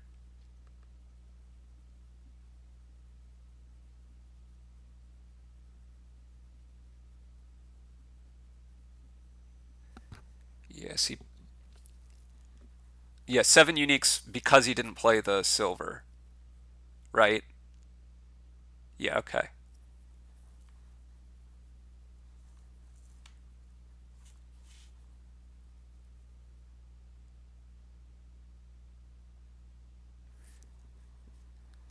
I mean, I sure think poverty hurt there.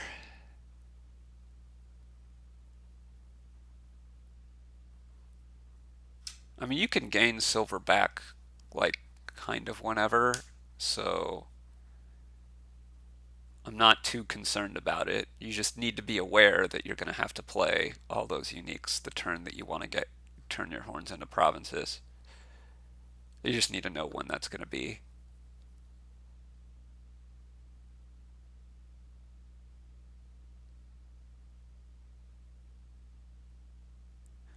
You could sacrifice the duchy, I guess, but I wouldn't really expect it. I'd be more inclined to believe that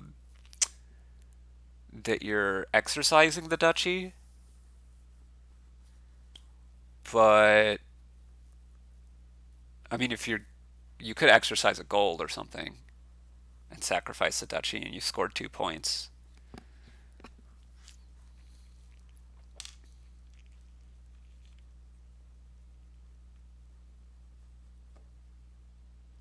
Obviously, not scored 2 points compared to when the duchy was in your deck, but um, the duchy being in your deck is also a negative thing for your deck. So -1 points to get a card out of your deck is also not nothing.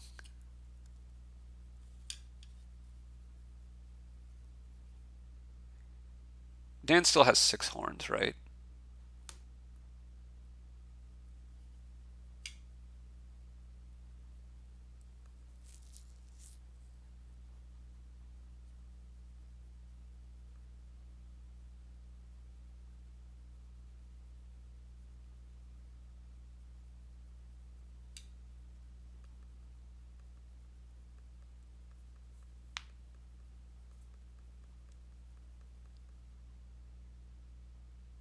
Looks like sacking duchy. Bat could possibly just get eaten by Exorcist here.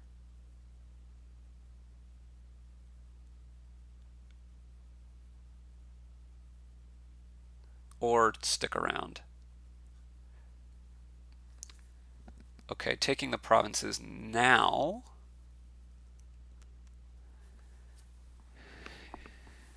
Or at least a couple of them.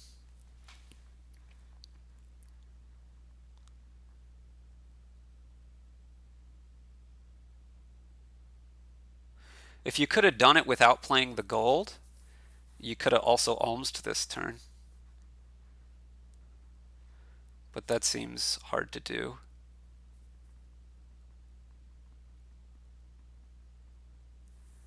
My guess is Exorcist into to trash Bat, get a Wisp. But it looks not. Looks like wants the Vampire instead.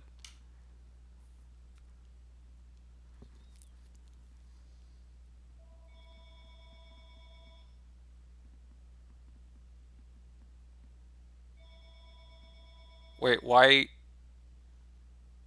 isn't Wisp cheaper than... I said Wisp, not Imp. I think I said Wisp. I meant to say Wisp, not Imp.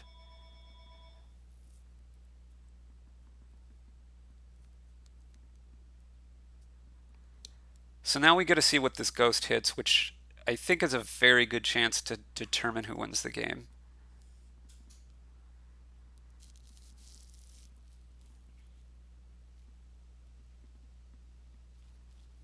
If Dan can draw really well next turn,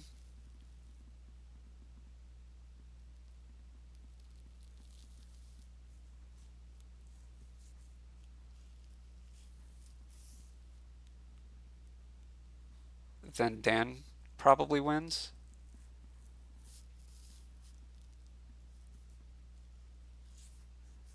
And if Dan can't draw really well next turn, then it's going to be hard.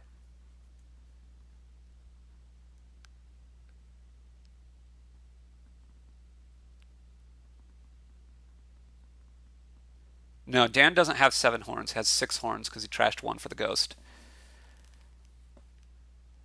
There's 4 in the trash right now. But 6 horns, if you draw enough, is sufficient to win.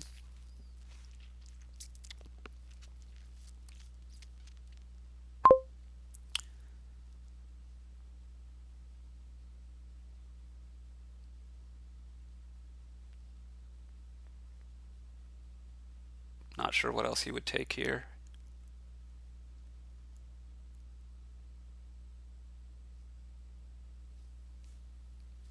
Yeah, 6 horns should be... I guess you're probably not listening, but 6 horns should be sufficient.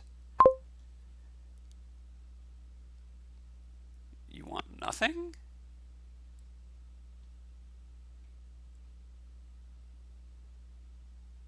I guess you might want nothing. I mean, 5 horns might be enough.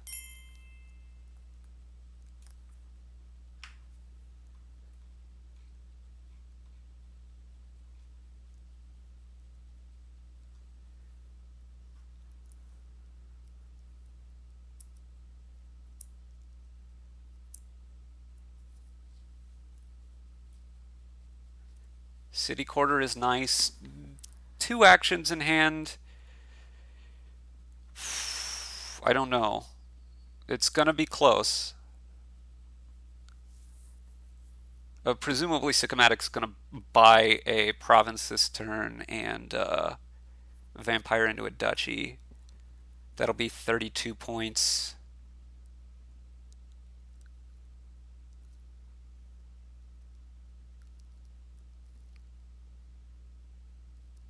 Actually, that might be enough that even if Dan draws...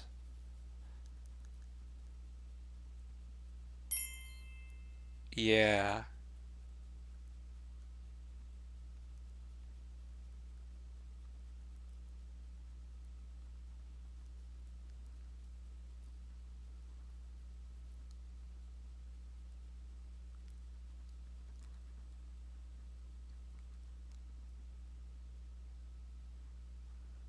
Dan can't get 30.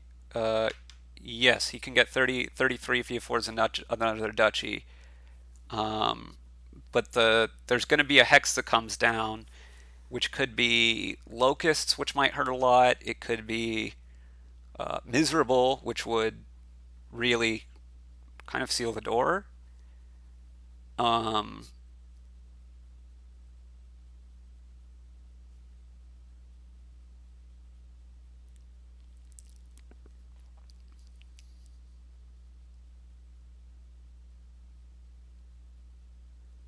I don't think that greed is better than misery.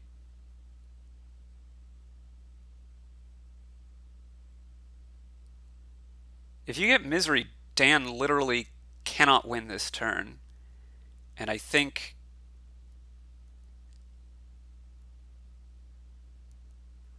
what do you mean not literally can't?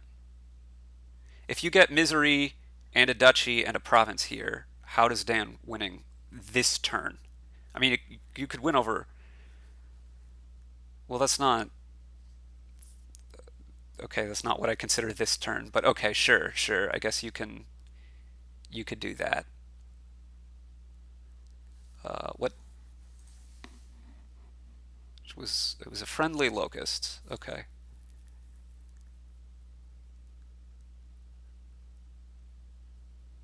How much money does Dan have in the deck? I can't recall.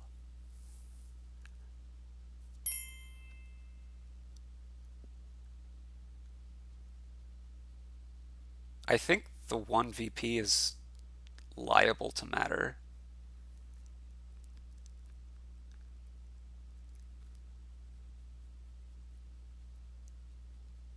I mean, I agree that the semantics about turn are leading to confusion, but like that is not what was in my mind. If I understand turn that way, then I understand what you're saying. But that's literally not what's in. Oh, there's also this curse that Dan can trash, of course. Yeah, that's a thing. So you okay? How many uniques are you gonna have if you priest curse right now and then you start sacrificing stuff?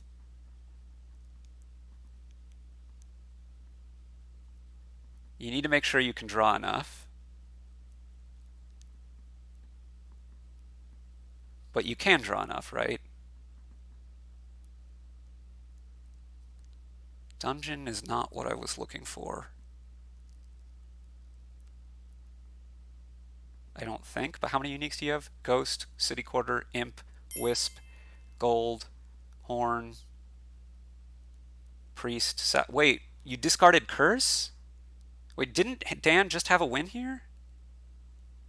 If you don't discard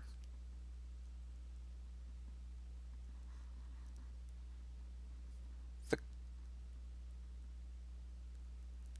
Maybe you're just winning anyway, but.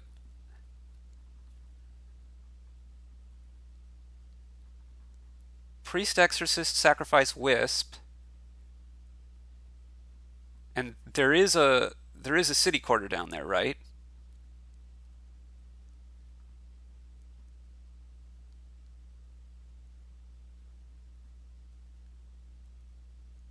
Like I think this is still okay.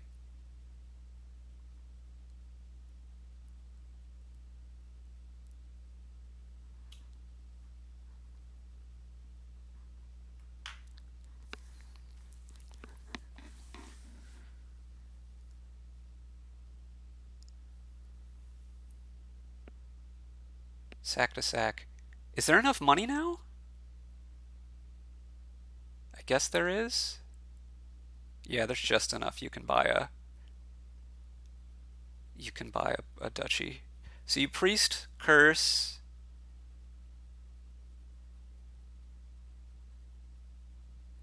You gain 4 provinces, 2 duchies, buy a duchy, win, right?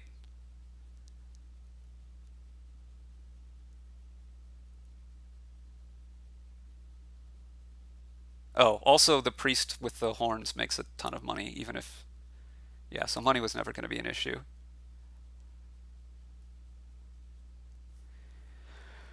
Okay, just got there. It was a close game.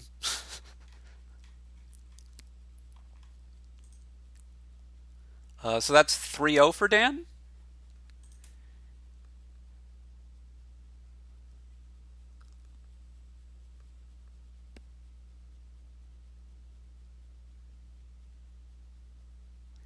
Yeah, if the law of 4-1 is to be respected, this will be a Sicomatic win followed by a Dan win.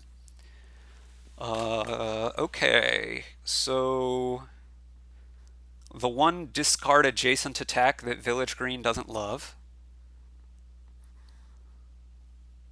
Uh,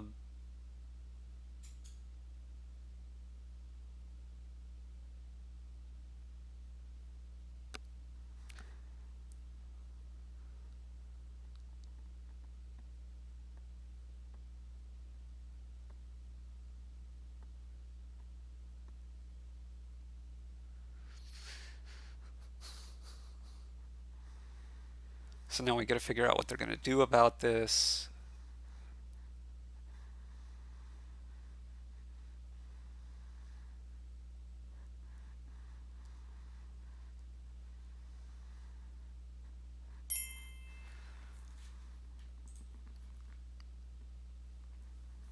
I'm not sure that it matters that it's match point,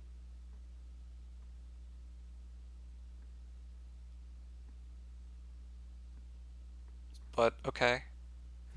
Okay, so this board, there's Necromancer, which is probably pretty good against Marauder, which might otherwise be good.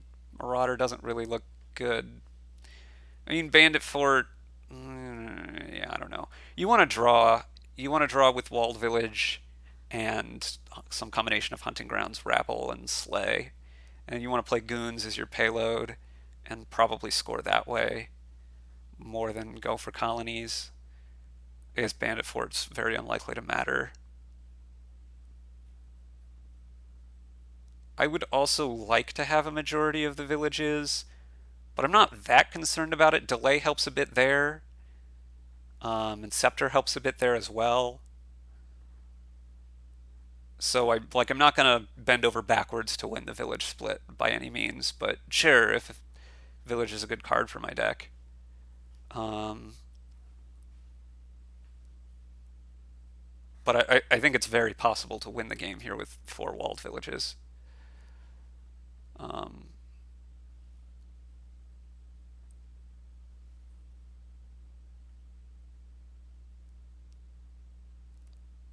I might open Necromancer here because the trashing is so bad. Probably not. I'm probably going silver silver to try to get to Vamp. That I think probably trash is better than the Mason. But I could see. Wow. Okay. Marauder. Interesting. Well, we'll see how it plays out. Um, Dan goes Slay Silver. Interesting as well.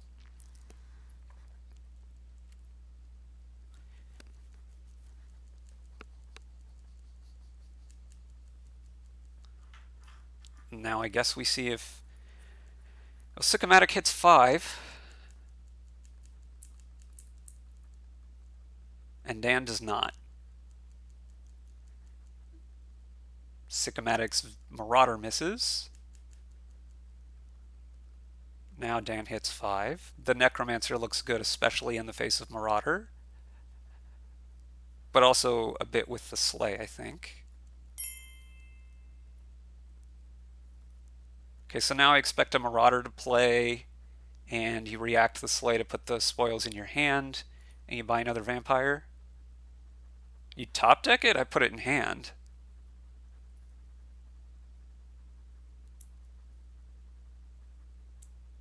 And buy a Vampire.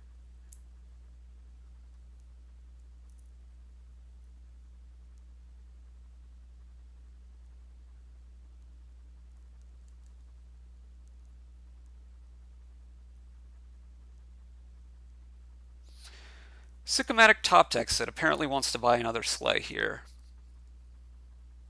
I don't like it.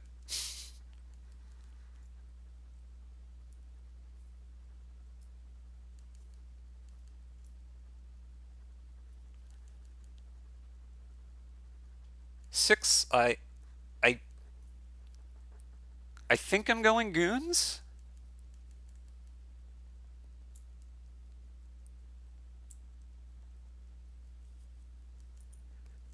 I like goons because of the discard attack and because of delay.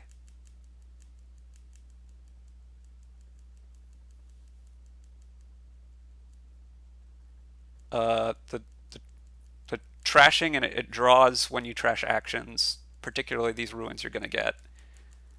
Um, you're also just not giving that much up. So you could, like this. Oh, this is, wow, this is fantastic. Okay, so this is going to be. There are some options here. You could vampire to hand. That looks like the best option to me.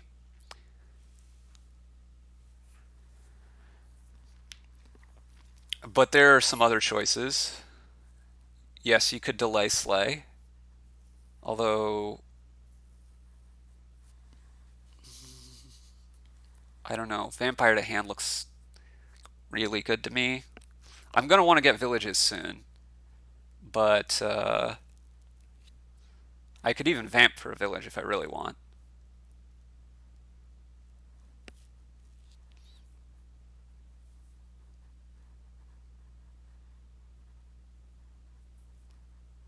Really liking Dan's spot here.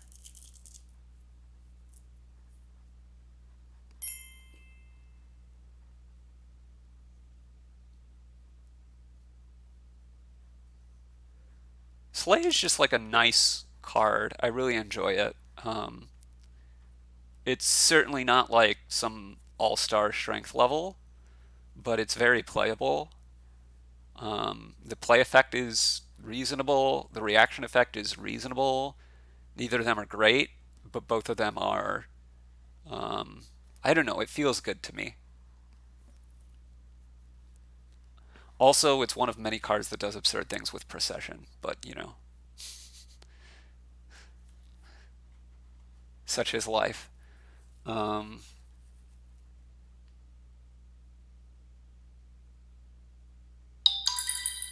yeah, delaying uh, hunting grounds or goons is an option there as well. That's really using all parts of the buffalo um, to use a thing, an idiom. Poverty. Poverty hurts.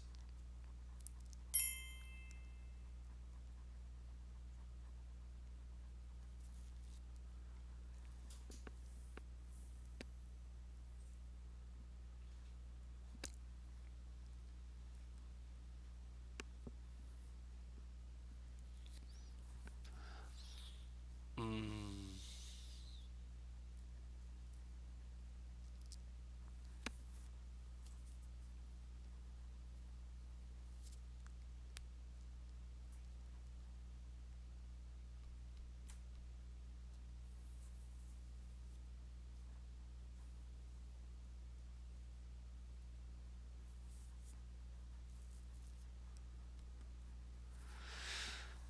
Now buys vampire. Haunting.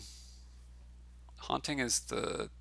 Yeah, that's actually friendly here, I think. Maybe not. I mean, I assume you'd be top decking the sleigh now, and maybe you wanted to top deck a horse otherwise, so. Or delay a sleigh. Yeah, it's probably actually not friendly, because you could delay the sleigh if nothing else. It's better than it being on top, I think, but. Delay the sleigh does have the nice property of rhyming. Um,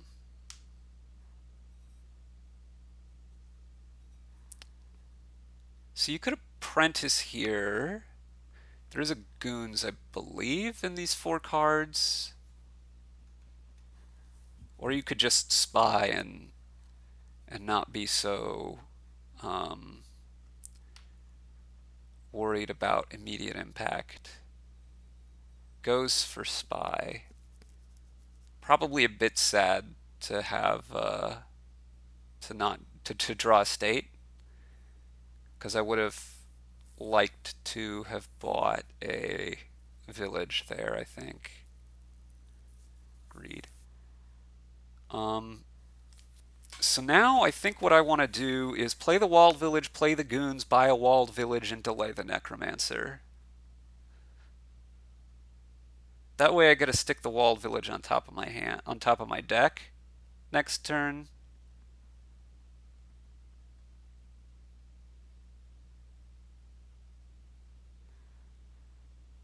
It's not what Dan's going to do, though. I guess Dan could be delaying the walled village here, which I guess gives a similar effect. Or he could just draw this bat. Either of those things seem also reasonable here.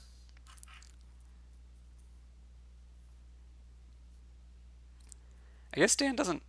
Well, he kind of does have a lot of terminals with the sleighs. Given that it's a bat, it makes me a lot more inclined to draw it. My guess is the plan was to delay the walled village, but then when you see the bat, but I mean the reason why I'm still a little bit hesitant is if I don't trash now, I'm just going to trash this coming turn, right?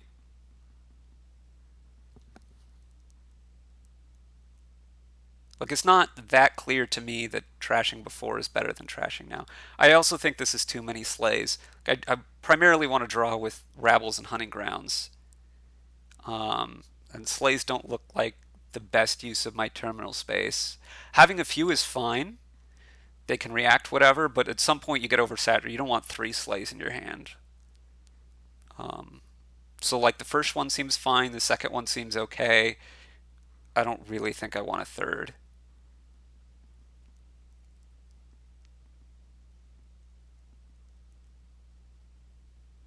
And I guess you're going to buy another walled village now. You have so many sleighs.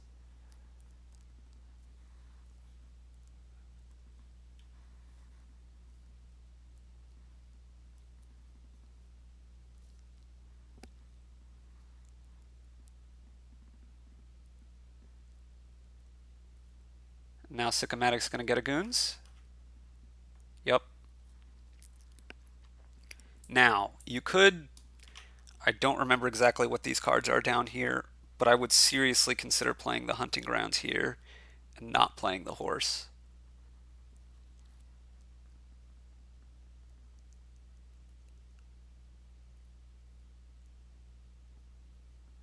I believe there's a sleigh, maybe two sleighs down there, and some coppers.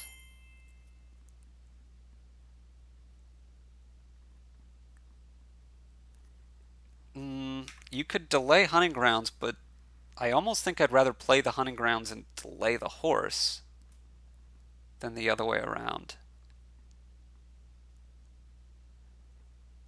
I mean, I guess a little depends on what I think I'm gaining with the vampire.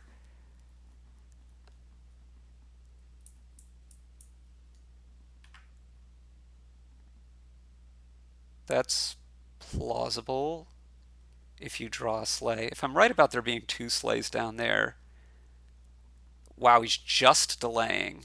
I'm really not in love with that. I was thinking you play the hunting grounds, like delay the horse, vampire to like react to sleigh, right? It's just one sleigh down here, okay.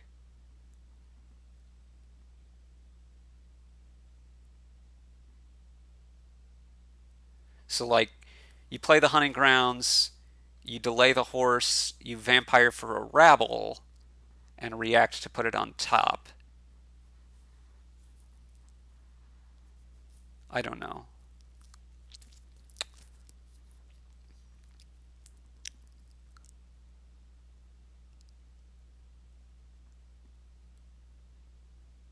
I'm saying knowing what cards were down there, I want to play this stuff. Cartographer, okay, would just not the card I want in this deck.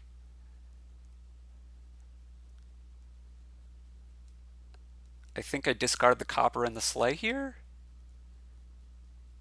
Although I could think about, I would think about zombie apprenticing one of this, like a sleigh right now.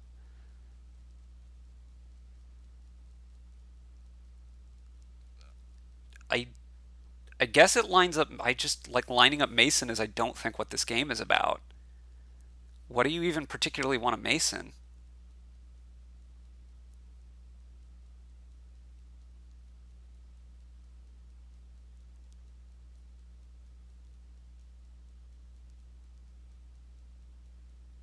I think I'm on apprentice here.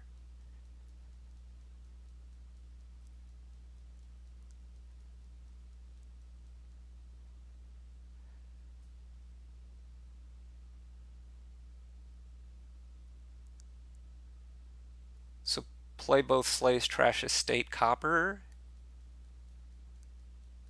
or react to put in hand.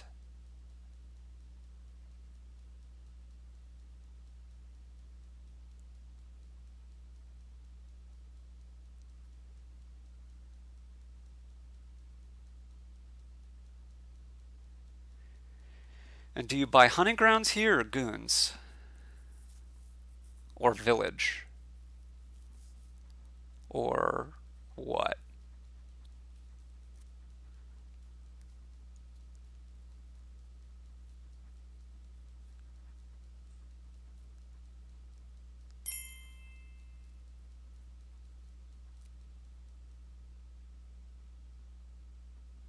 Right, it's an exchange, it's not a gain.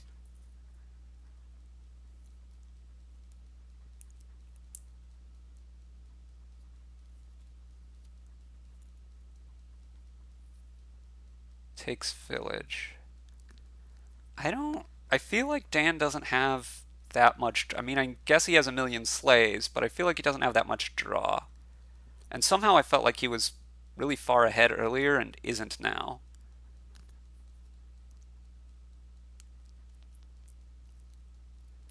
See if Sicomatic decides to play on here, or just like buy village and vamp a rabble.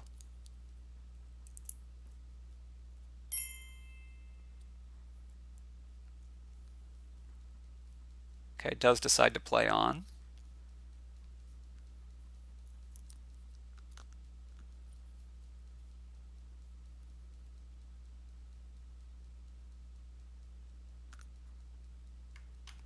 So I think Sycomatic's ahead now. Maybe? It's kind of close. But I think Sycomatic's slightly ahead.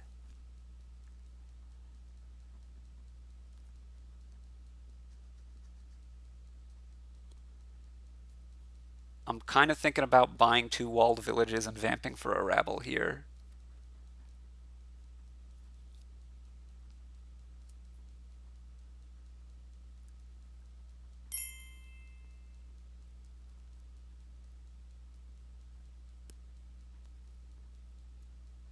I'm not that concerned about having that many villages. I don't know. Maybe I should be. I want to have the draw. I just don't think that the village split is that important. I mean, I guess Dan is then stuck with three, but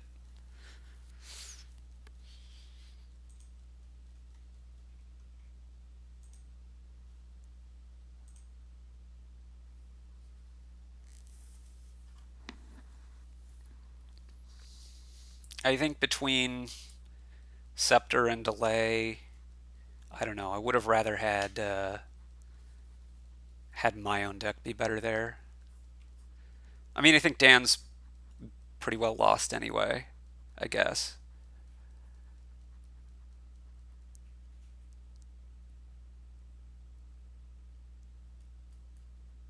I mean, it's not ideal for sure. I think the difference in cards for your own deck is big enough that I wouldn't have done it.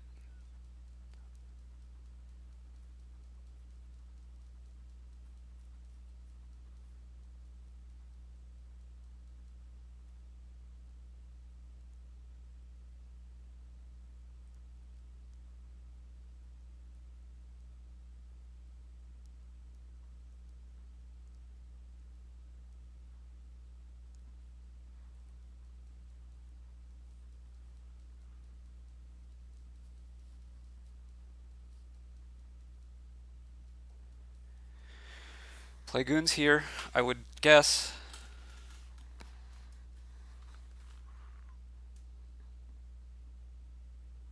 That's how he has for Sniffertine.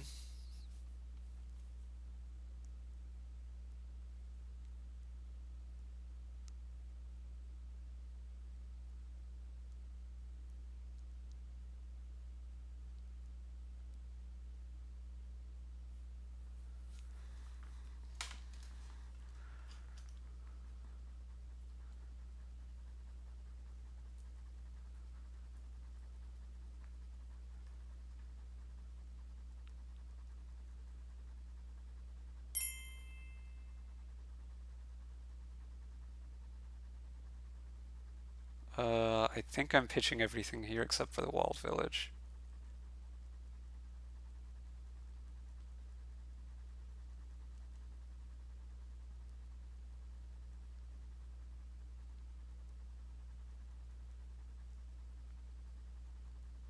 Play horse.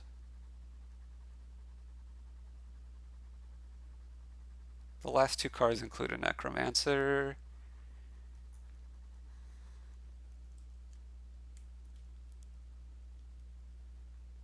I'm surprised you didn't play a sleigh before you triggered that shuffle. Really surprised about that. That seems really bad to me. I guess you're going to play village now, but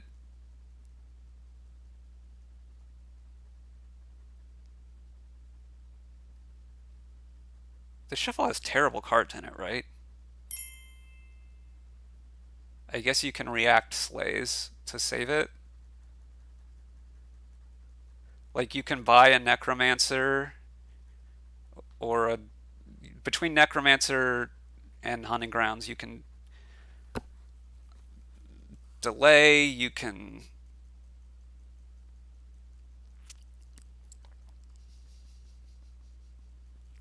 yeah, and now I want to vamp for a necromancer here. Diluted is good. Scepter. I really wanted another necromancer a lot more than I want the scepter.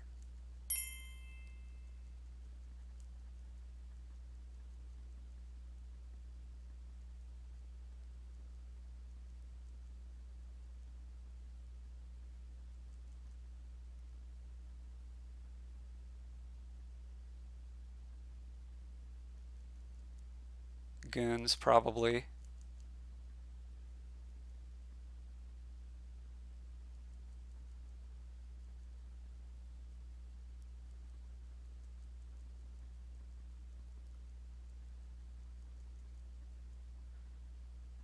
My gut feeling.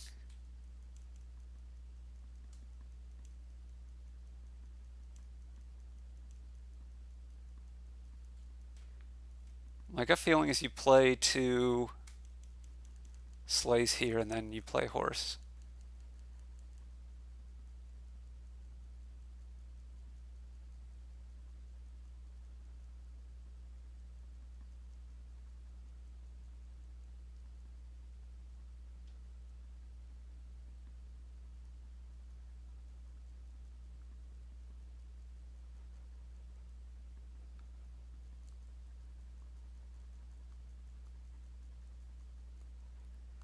And this is actually a bad shuffle for Sicomatic, right? Dan is probably dudding, but he does have this hunting grounds coming in. He has some small chance of drawing.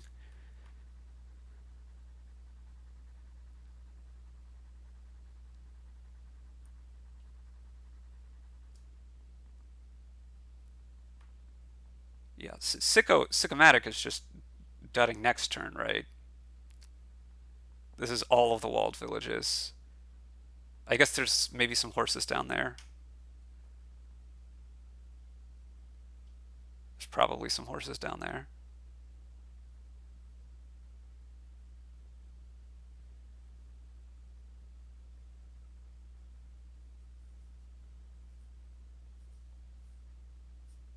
I want to rabble here.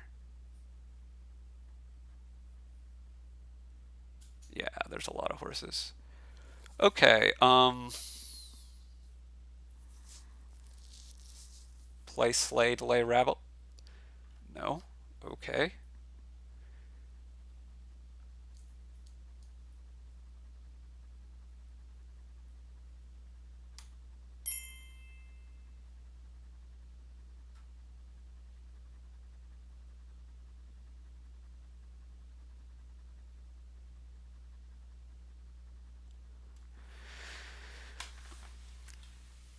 Decisions, decisions, decisions. Just buys the Necro so we can put it on top.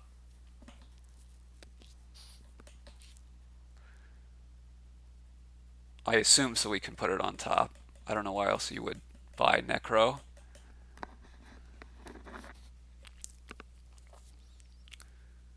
Really gonna lack draw next turn, right? You assume you trash a state copper? Yeah.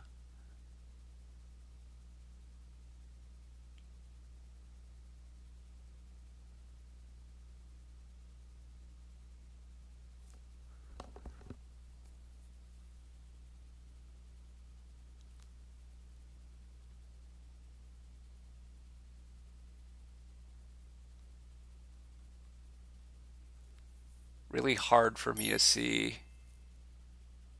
I think copper is worse than abandoned mine because you want a zombie apprentice your abandoned mine.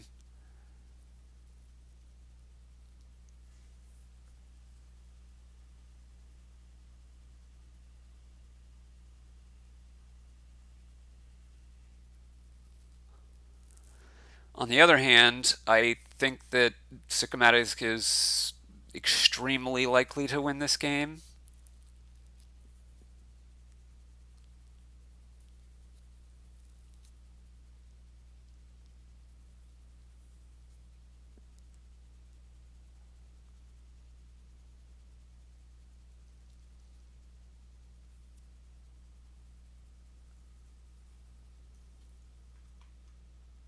The value of replaying copper with your scepter or abandoned mine with your scepter is well, they both get discarded in the face of a rabble, both copper and abandoned mine.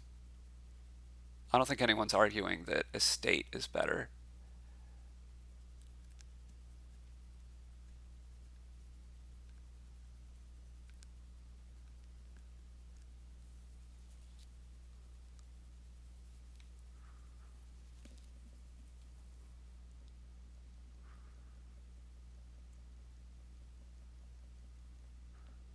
I also don't think people are thinking that you're going to play the abandoned mine.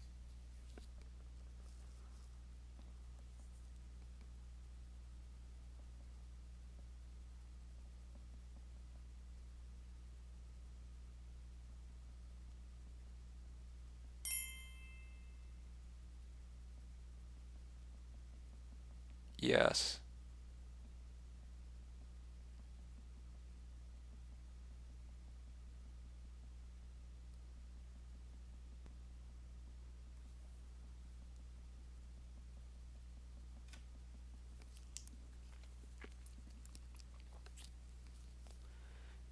And then it's also a village.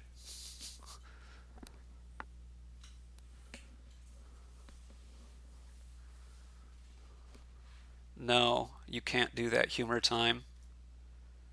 It's exchange, not gain.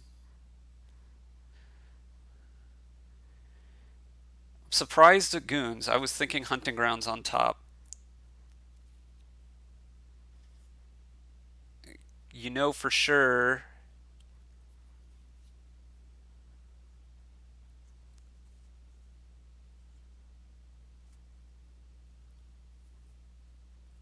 that there's a village. Boom! Zombie apprentice this ruined library. Do it. Do it.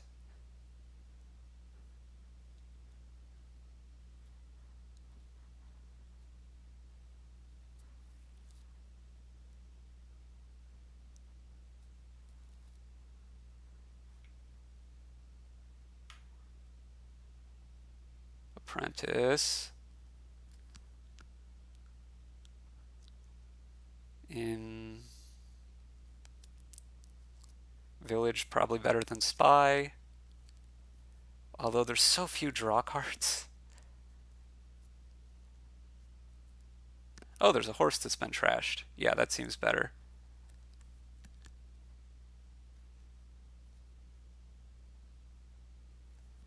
You could play on here.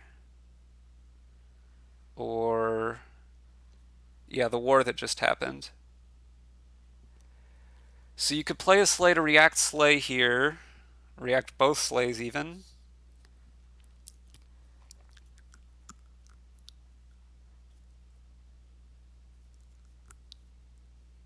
Doesn't look like that's what Dan is doing.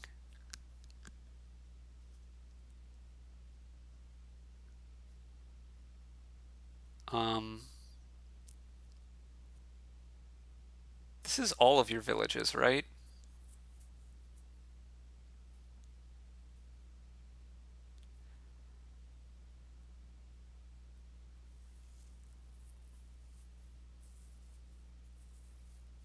Yeah. This also seems worse than just playing on to start with to me.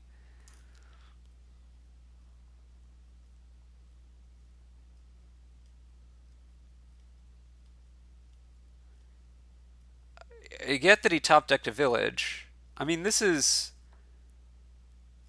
kind of comparable, I guess. But I think you could have just done this last turn and been further through your, like, you save a turn almost by playing a couple horses last turn and drawing to this stuff then instead of doing it now.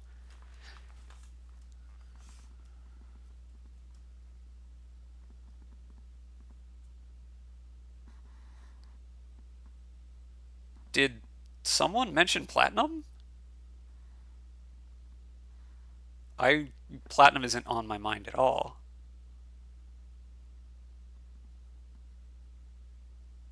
Oh, someone did mention platinum. I see it now.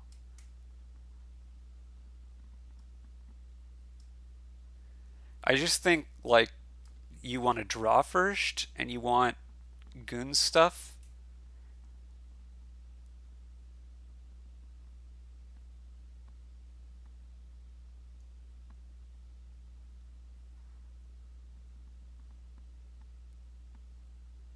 And by now,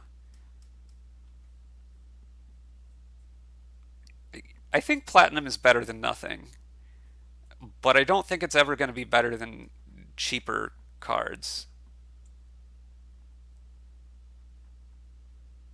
Like, I don't know that it's better than Scepter, and I certainly think there are going to be a lot of actions that are better than it.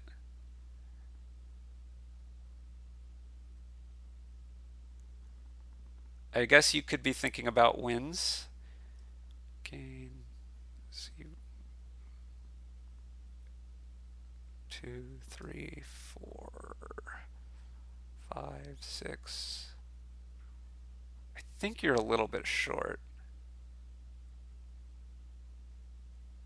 I'm not even sure what that does points wise though with Bandit Fort and the Ruins, but I think you're like one gain short ish of winning here on Ruins and Sleighs emptying.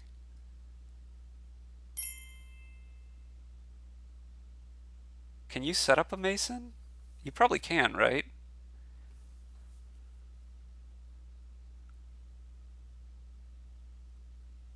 Sicomatic is one gain short.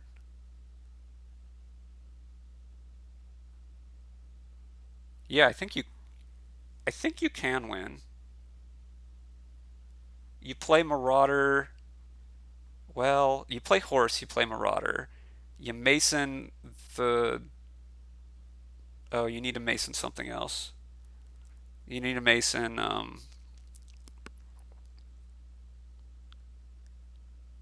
I don't know. I think it's there. You've got well, 7 gains is all you need, right? With Mason as a gain, and I guess Ruined Market helps. But you've got Scepter as a gain, you've got Vampire as a gain.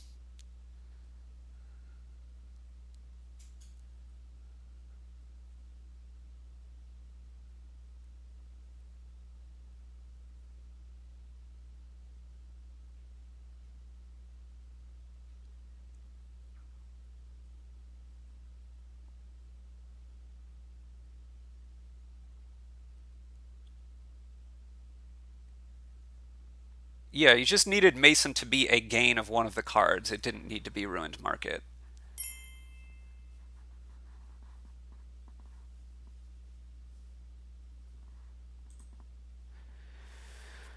Okay, so it's 3-1 now. And if the law of 4-1 is to be observed, that would mean that Dan is winning this game. Okay, so thinning here is pretty bad. There's just displace. Um, and kind of sort of transmute. And kind of sort of your opponent's pirate ship that's never happening. Um, but there's displace, looks pretty good. There's villages and hunting grounds and markets, maybe, and experiments.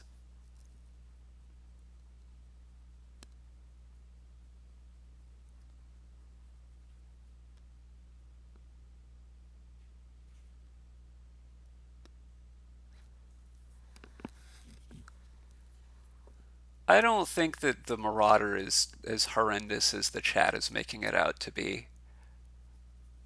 Like, for one thing, he was able to use the Slay reacting a Marauder at some point. That was pretty decent at, I mean, it's not really good, but basically just got better deck control. Dan never got drawing for whatever reason. That stuff happened after that. And that really hurt Dan.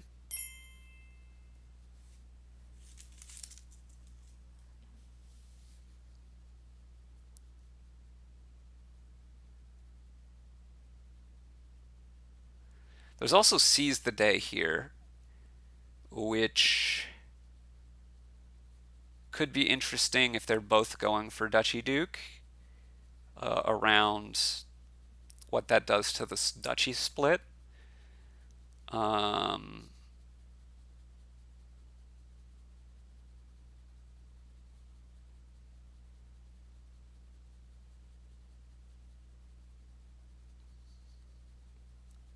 Dan opts for the Nomad Camp open here, presumably trying to hit 5, doesn't get there.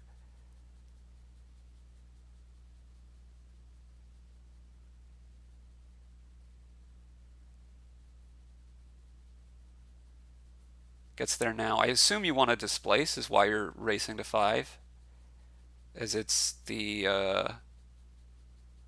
only thinning. Sicomatic could stop here because the experiment may be more valuable later. Maybe. Not sure.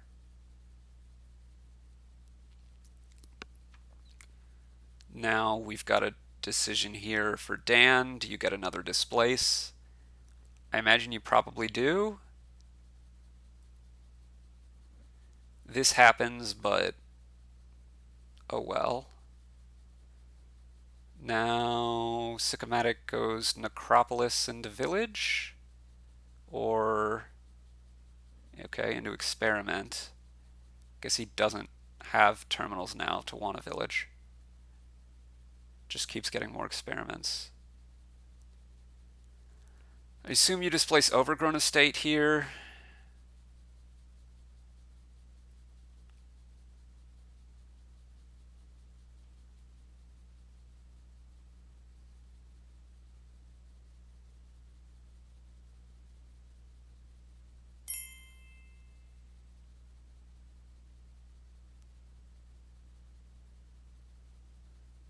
Sicomatic takes a market.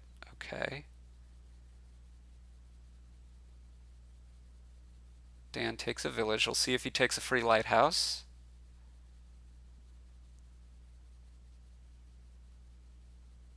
Does not. Okay. Stan probably really focused on getting thin.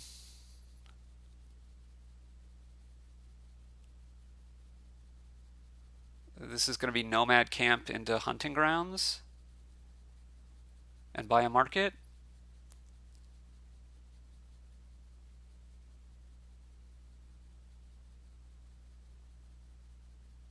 Could buy something else, very, very conceivably as well.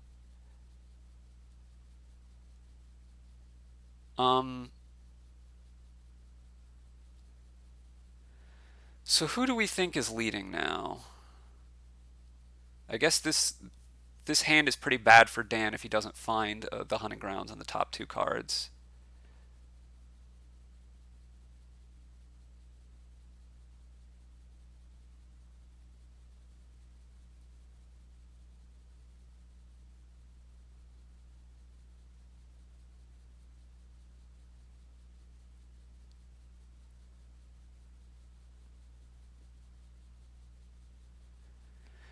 I think I kind of like Hovel into Village by Hunting Grounds Village, or maybe one of those villages could be experiments instead.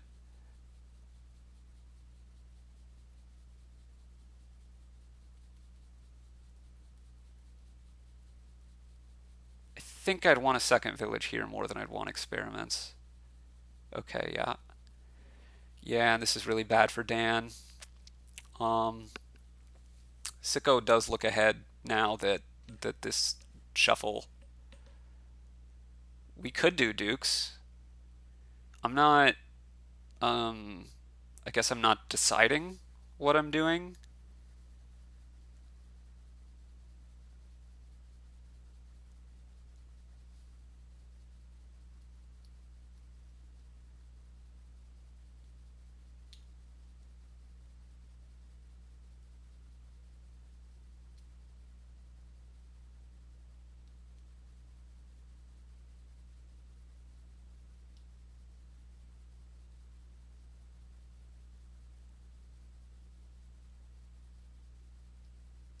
I'm on team build and then figure it out.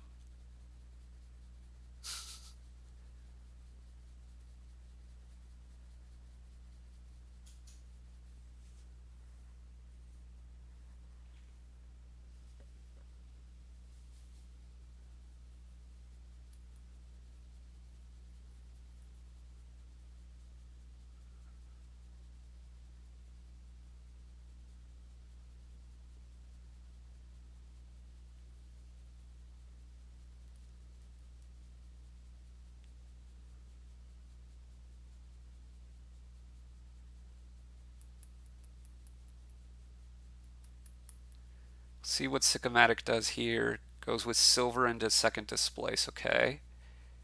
And experiments and more experiments maybe to go with your second displace.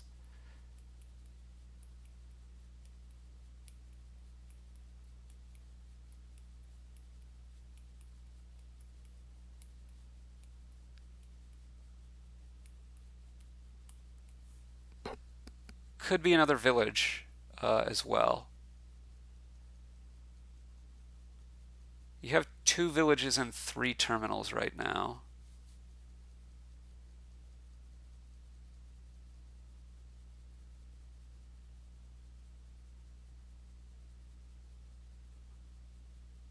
Just goes for lots of experiments. Okay.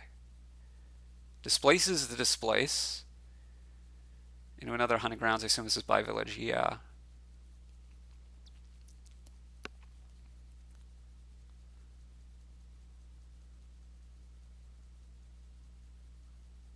Market. I mean, I assume we're going to see some experiments get displaced here.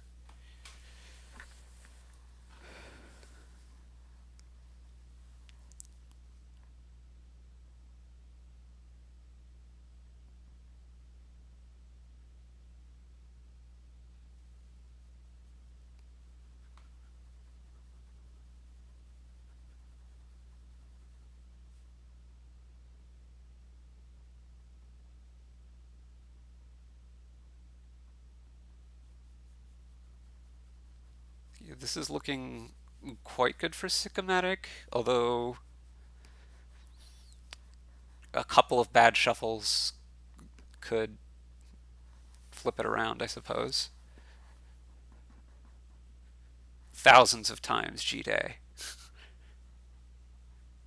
I mean, I guess it depends on what you mean by competitive games.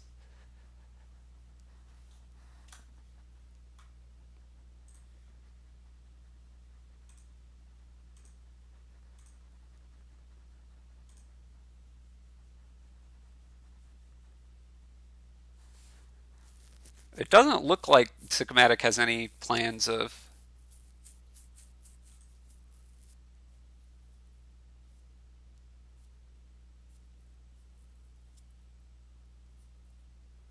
displacing copper.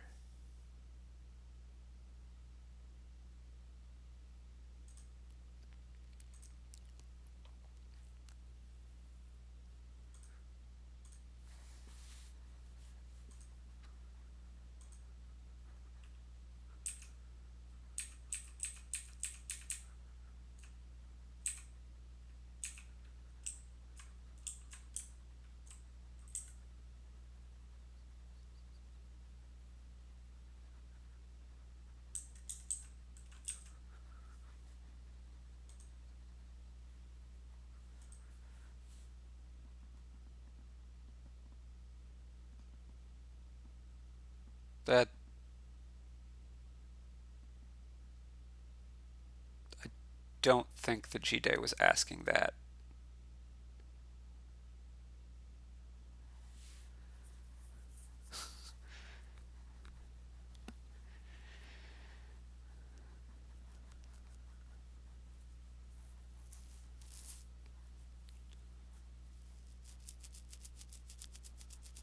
This would be pretty frustrating from Dan's spot.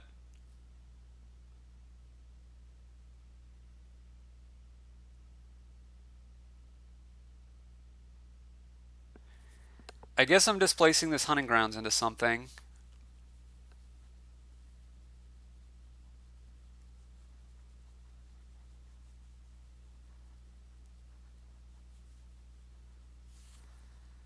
Um, I guess a displace to get that one back. And then like buying two villages? Question mark?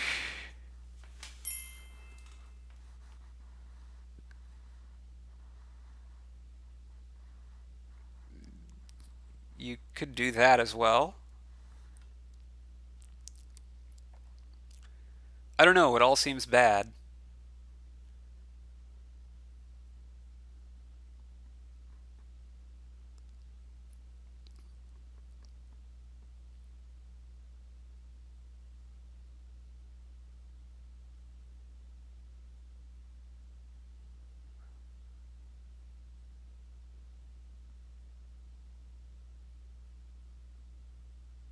I mean, I also don't think it's that like it seems bad. It doesn't seem like completely dead lost.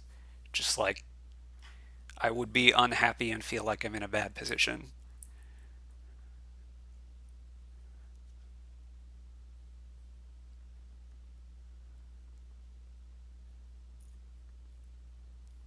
Roll. Okay, so you displace an experiment into what?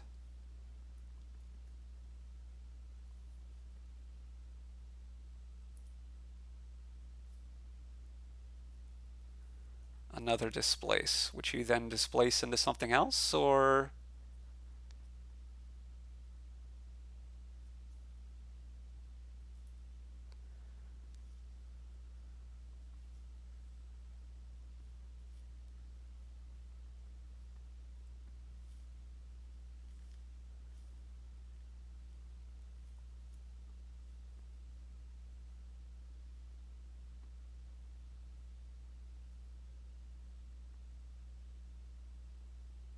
I don't think pirate ship is the way back.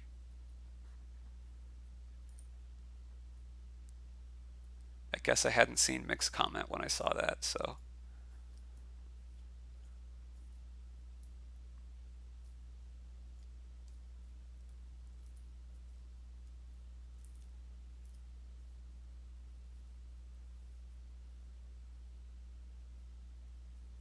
Experiment, I would think, here. You get one out of exile.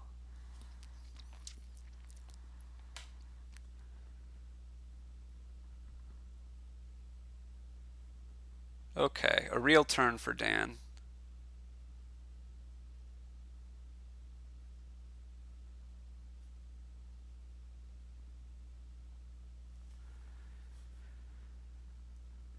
So this could be play the experiment, play Necropolis, displace the other experiment. I think there's another experiment,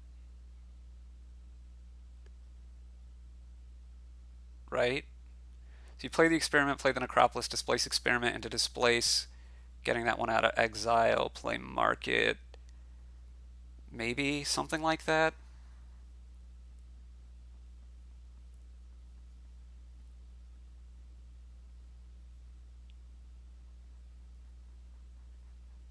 Hope that I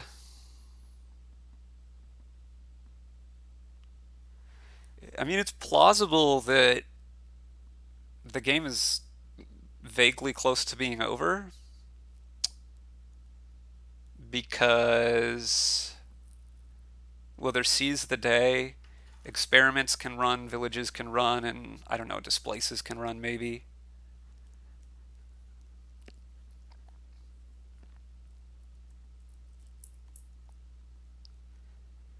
I don't think that Dan can win before Sicomatic gets another turn, but I don't know that I feel that way for sure. Under.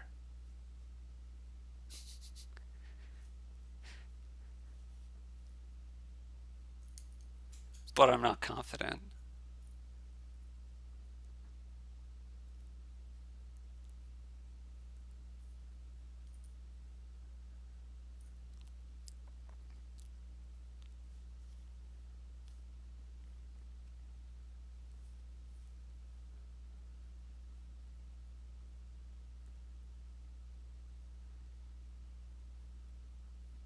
I mean, it seems very likely to me now that this is going to be some kind of a three pile with villages, experiments, and displaces, probably.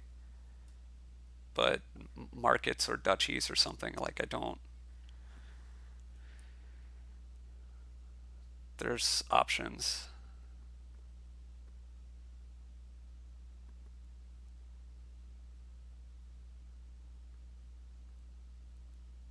Pretty sure I'm playing Hunting Grounds now.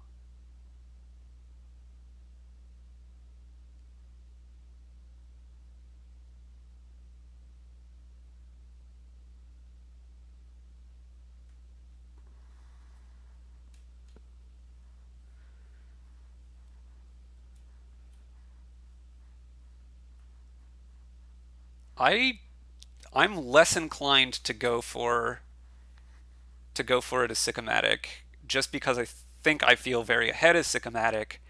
If I go for it and miss, it could be disaster. So as Sicomatic, I'm more inclined to score a bit to put Dan out of range from ever doing it. That's just my gut feeling.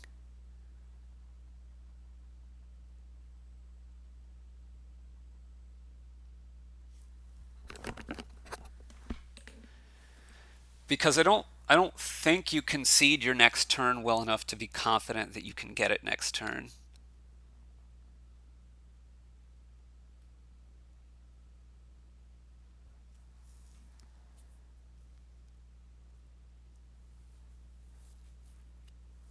Like if you're trying to win here, you would go like Hunting Grounds to displace, draw that, and then displace the displace to something, seize the day and something.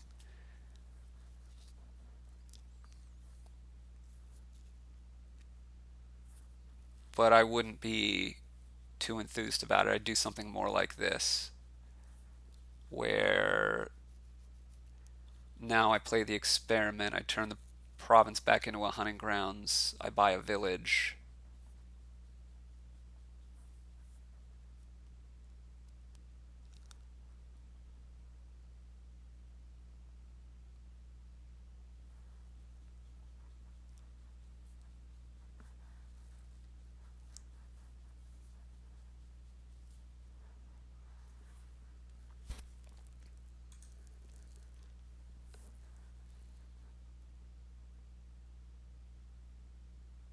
I mean, I could even seize here, right? You buy a village and maybe both the villages and seas.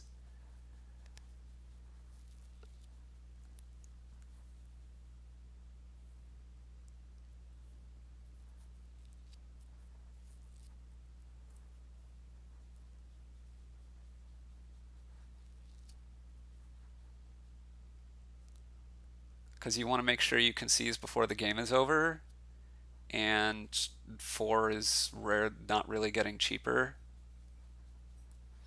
Yeah, I'm agreed with Steph. Get your safety from having a lead. Um, be reliable. Your opponent can't ever pile out with a win on you if you're ahead by enough. Your deck is better.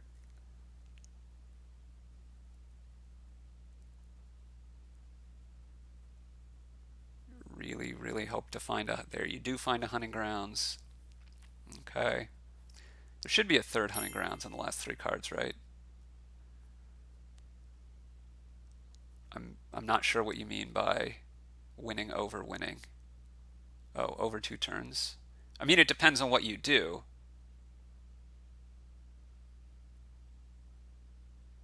It depends on what you do, right?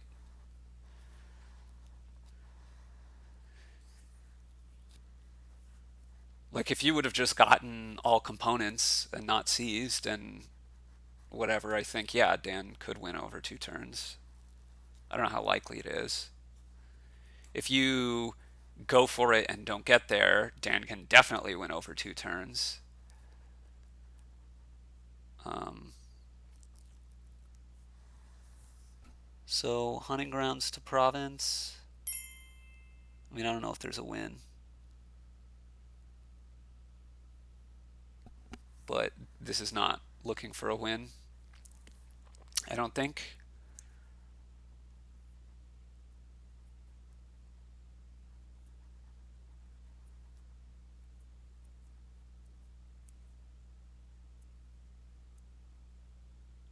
I would think you get hunting grounds back now.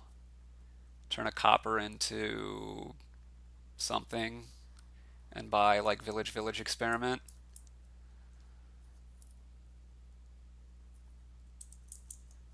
I assume something is better than copper, which is the only reason I'm playing the displays here. The last one. I don't know whether something should be a lighthouse or a state, but it's.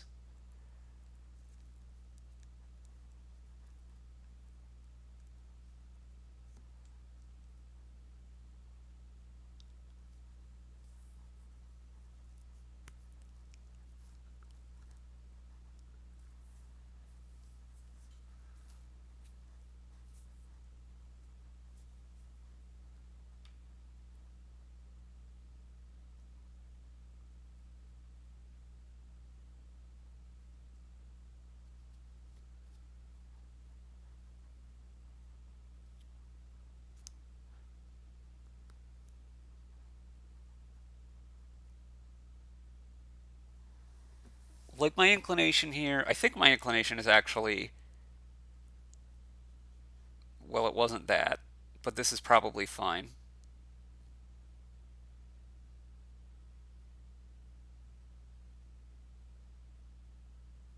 I certainly want village. I think I wanted 2 villages rather than more experiments, though.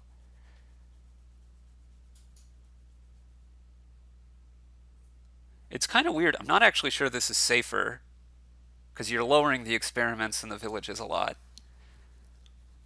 I don't know. It's a line, I guess. It doesn't seem as good to me.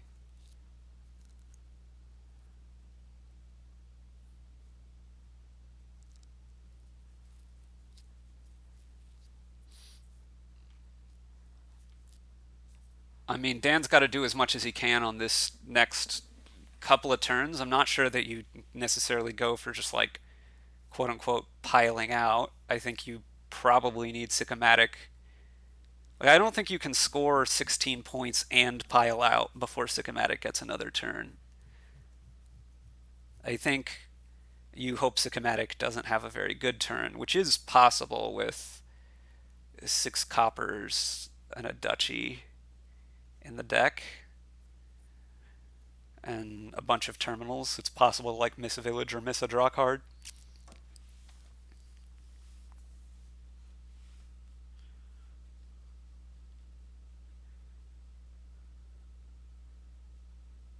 It seems hard to me that Dan could do that, but I'm not sure whether it's strictly speaking impossible.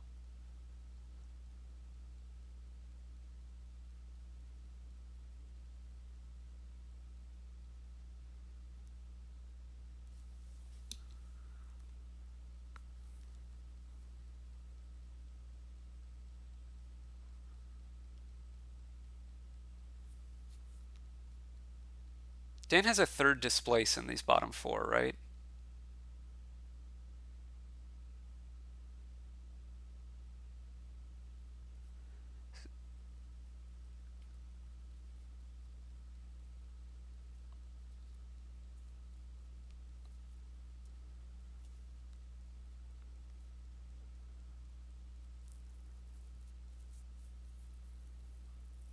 So you play Necro, displace Copper into Lighthouse, Village. Uh, Looks pretty sad.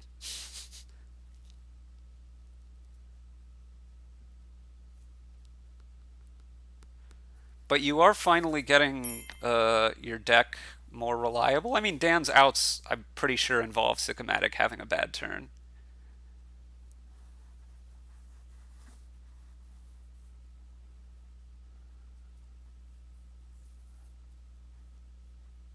Maybe two bad turns.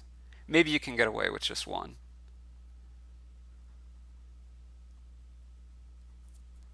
Oh, I think he's going to play the Lighthouse. If you were going to displace it, then yeah. Okay, just buys a province.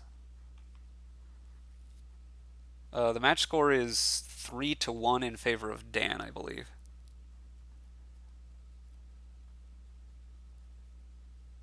Village. Village. Experiment. You hate to see this duchy. Experiment. Village. You hate to see it.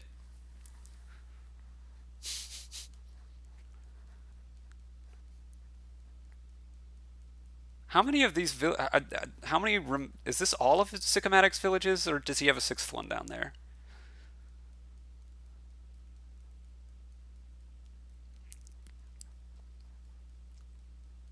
Okay. Although it's plausible, there's 8 cards. I don't.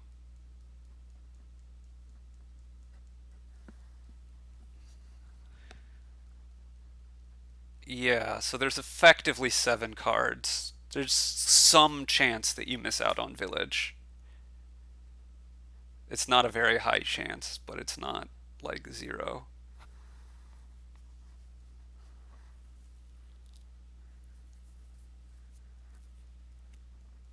Uh, there is one experiment floating around, and I don't think Dan has it. So that would seem to imply that it's a very low chance. Yeah. There's an experiment down there, a market. If there's an experiment, a market, and a village, they would have to be like the experiment and the village would have to be the bottom 2 cards, or the experiment, market, and village be the bottom 3.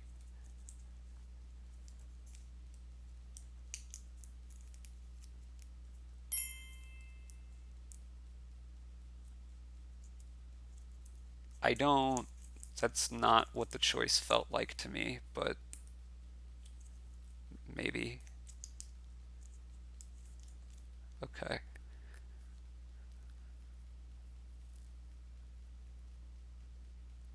And then it was also like village versus 2 experiments. Those were the 2 choices.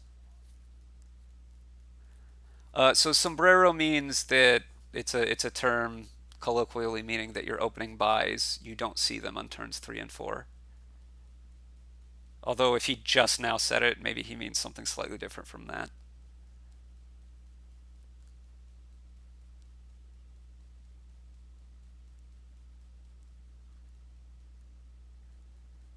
This is a sad hand for Dan.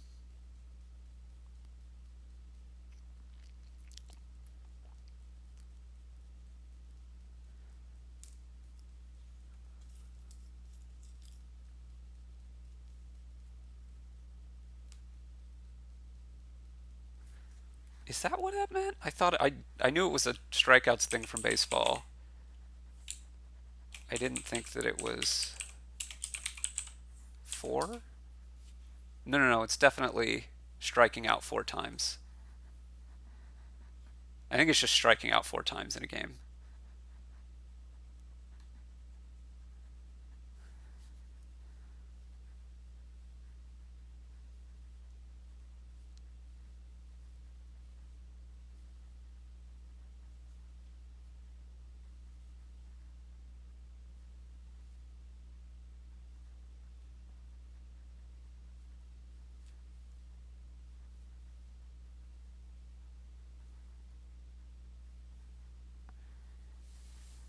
According to Wikipedia, on August 4th, 2009, Evan Longoria hit two home runs and had a golden sombrero in the same game.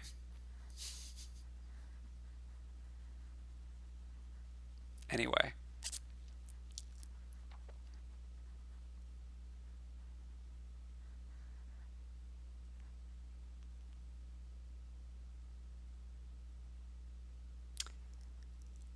typically when I hear sombrero in the context of Dominion, it's about your opening buys, not seeing them on turn 3 and 4.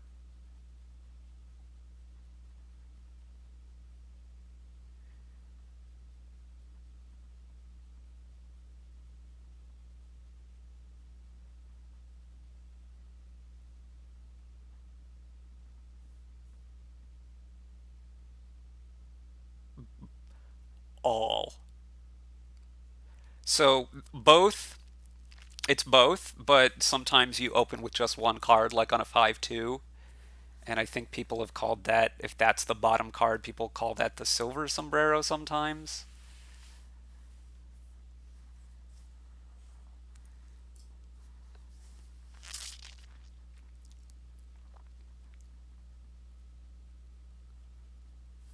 Baseball is popular mostly in the US, some Latin American countries, Japan, some Caribbean countries that aren't necessarily Latin American, like Curacao. Yeah, some other Asian, like Pacific Rim countries. Um, it's not very popular in Mexico. I don't think baseball is the number one. There's the number two sport world. So like football is the number one sport worldwide, I think. But like field hockey is very popular. Cricket is very popular. Um,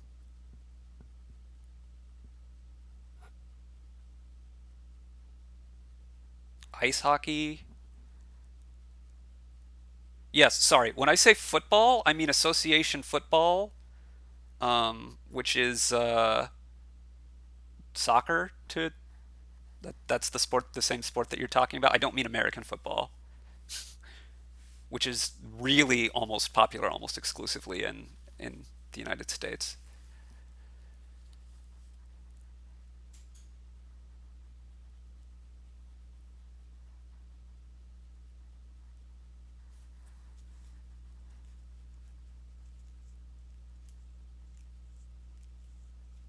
It probably is, but it's so cricket is more popular than baseball in the United Kingdom, India, Pakistan, Australia, New Zealand.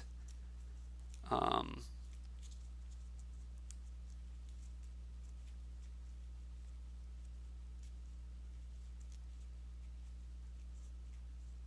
well, I mean, I could be trying to determine what Dan's best line is, but I don't think he has a win, so it's just a question of seeing what he decides to end up doing.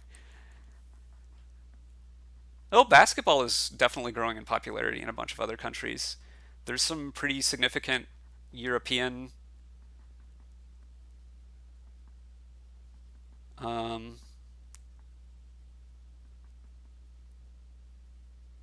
I think there are many sports that are more popular than tennis. It also kind of depends on what you mean by sport. Like, is swimming, are you counting swimming as a sport? I don't think that's what you mean, but yeah, field hockey is probably the one that would surprise a lot of people. It also depends on what you mean by popularity, because is it how many people like watch it as fans, or is it how many people who play it, or what?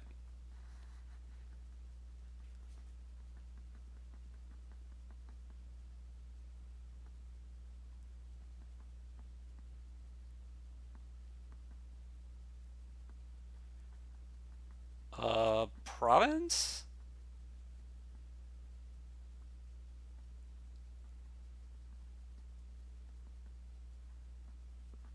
I imagine you province now.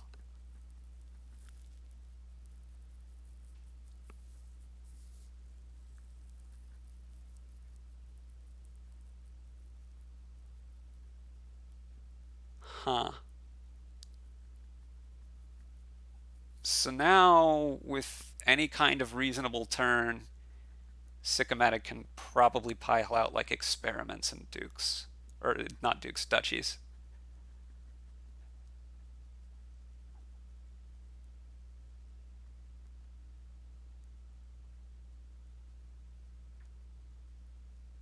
It's not there yet. So probably play hunting grounds.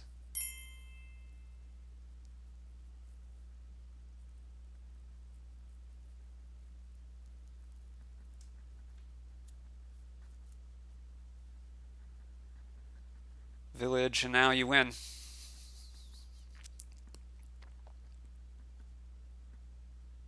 I think, right? This is displace three things into duchies, or two things into duchies by duchy experiment.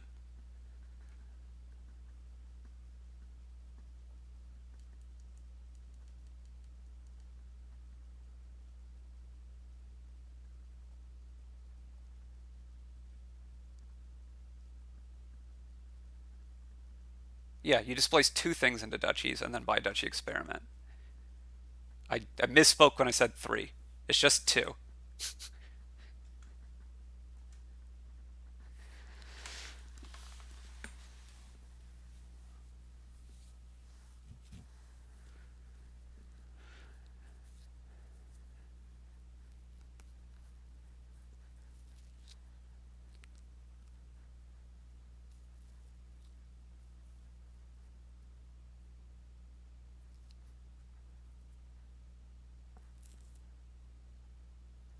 It's now, assuming that this experiments get bought, it's 3-2 in favor of Dan.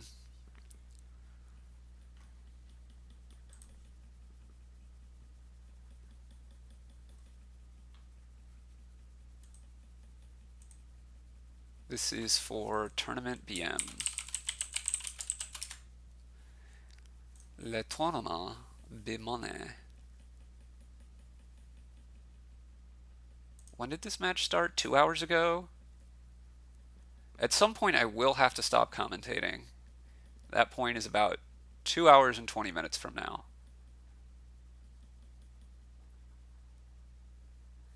I am going to go get a drink of water. I shall return swiftly.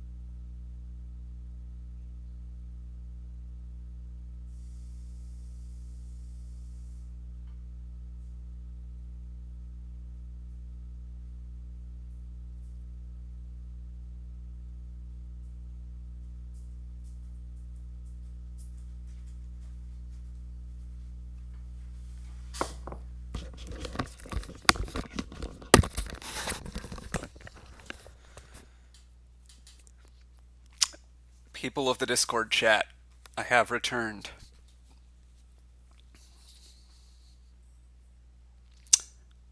Lackey Sculptor looks good to me. I think I want Sculptor more than the Big Doctor,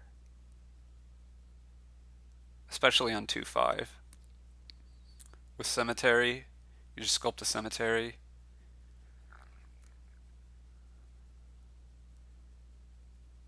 With Canal, you can sculpt Sculptor, sculpt Sculptor, sculpt Sculptor.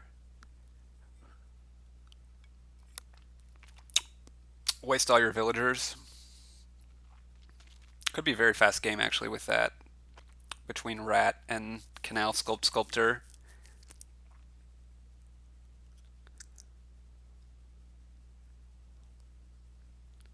Maybe he's thinking about embargo.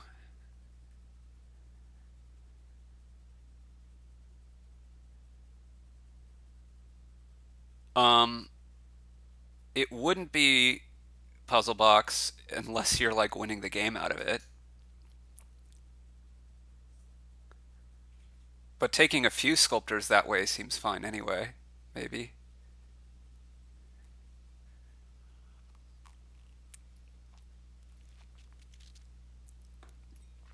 But like you can also just end the game. I don't know. Or you can sculpt a vault or something.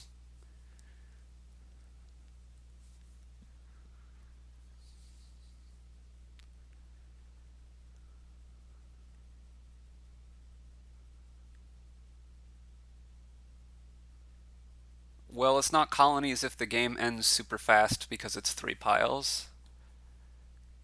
But I don't really think that's likely. Do you play the lackeys here or do you rat it? I probably play it. I assume you play it. Gotta play it. You want to make sure that your sculptor doesn't miss. If you draw it right now, it's really great. If you don't draw it right now, maybe it would have missed. Okay. So you could buy a cemetery to effectively trash one card, or you could buy a lackeys, or you could. I don't know, those seems like. I mean, just buying lackeys seems by far the best option to me.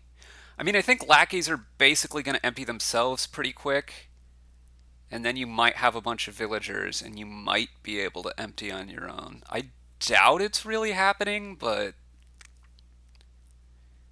I don't know. It could. I mean, I think you're both getting some number of sculptors probably, and you're both getting quite a few lackeys, so it could happen.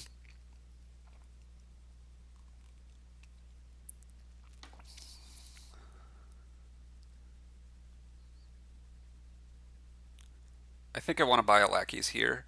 My next hand is 3 coppers and a state in the sculptor. I assume I'm going to sculpt a cemetery and trash the cemetery and the estate and 3 of the copper or 2 of the coppers.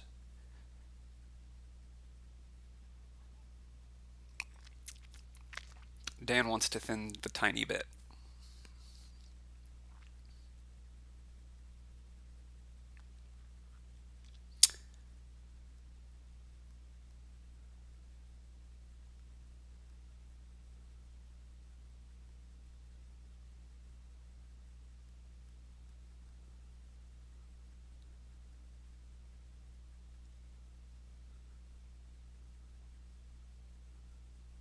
This looks very good for Dan to me. Now you sculpt another cemetery and trash everything except for the mirror? Or I guess you're going to have. You trash 2 cemeteries and 2 coppers, and then you buy another lackeys.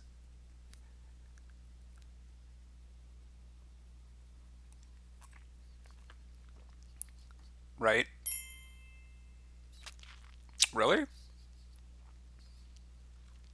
I'm thinking sculpt cemetery, trash cemetery, cemetery, copper, copper, buy lackeys.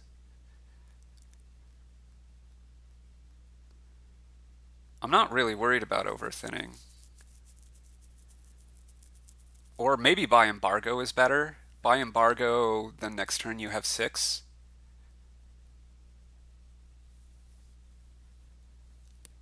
But also there's stuff you can do with rat and Maybe that works. Your bottom card down here is a copper, right?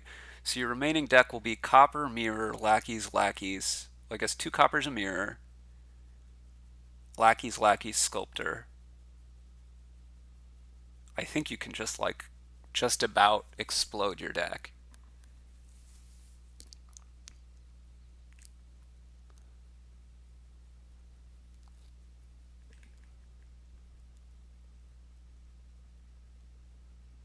I I sure want a cemetery anyway, right now.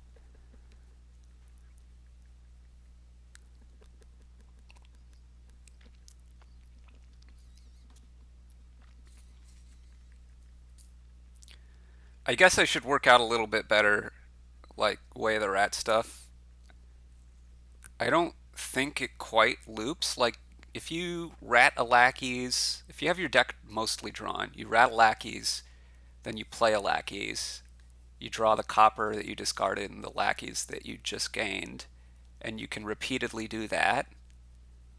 Um,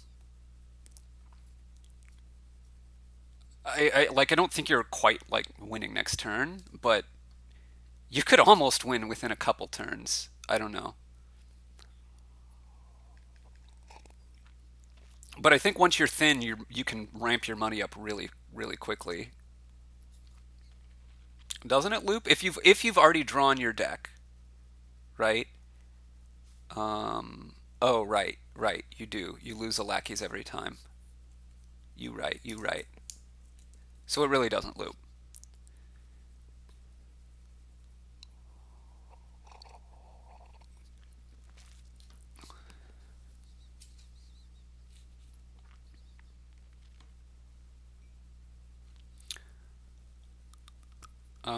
It's a good thing if you're close to piling out.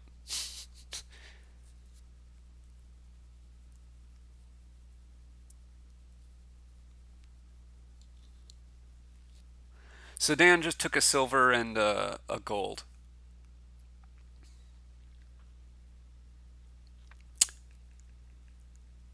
Again, I really want to trash here.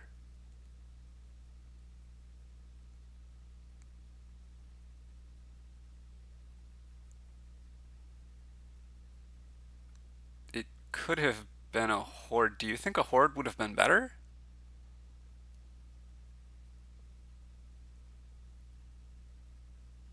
I I don't think that horde is.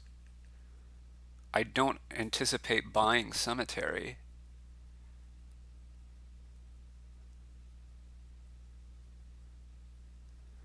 Dan really wants a ghost.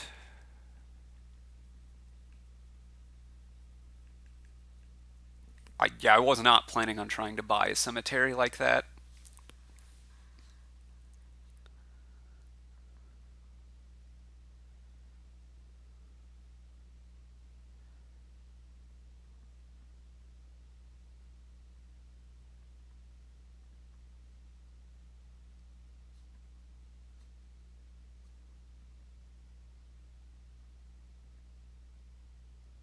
Looks like Sicomatic's probably getting a ghost here as well. I guess could be trashing the doctor and just foregoing the ghost. Um, Dan's remaining deck is gold, sculptor, cemetery, and this.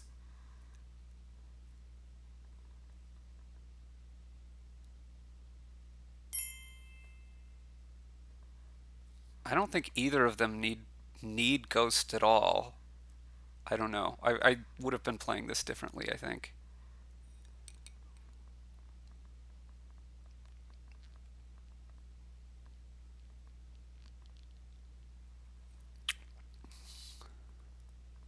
Oh, there's a gold sculptor cemetery lackeys.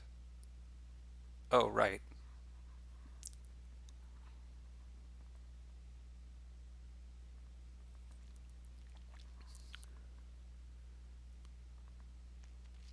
I'm not that concerned with running out of villagers.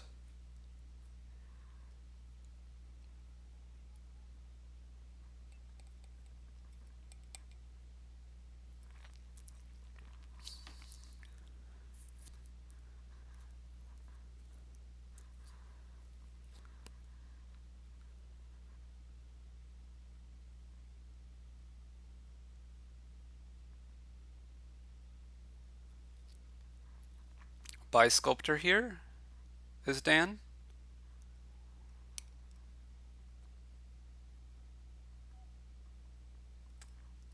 What? Really? Silver? That's surprising. That seems like almost just worse than sculptor. Because the sculptor can sculpt a silver, and then you have a sculptor in your deck. I think if you're playing money, you would rather have sculptor than silver. Wouldn't you?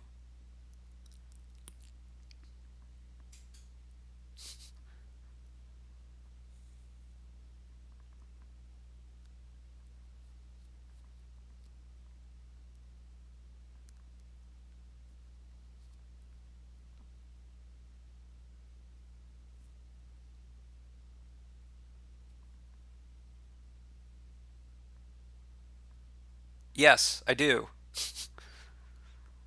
Or I can at whatever point get whatever other card. Like sometimes I'm going to sculpt the lackeys.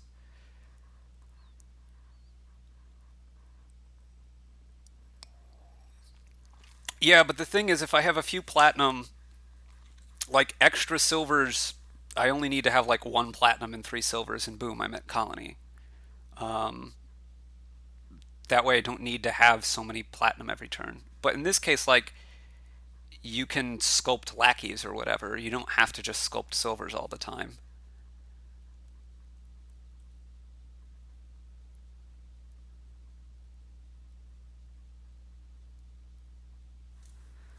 If one of these silvers was a lackeys, then you could draw with the lackeys and play the sculptor afterwards and thin again. I don't know.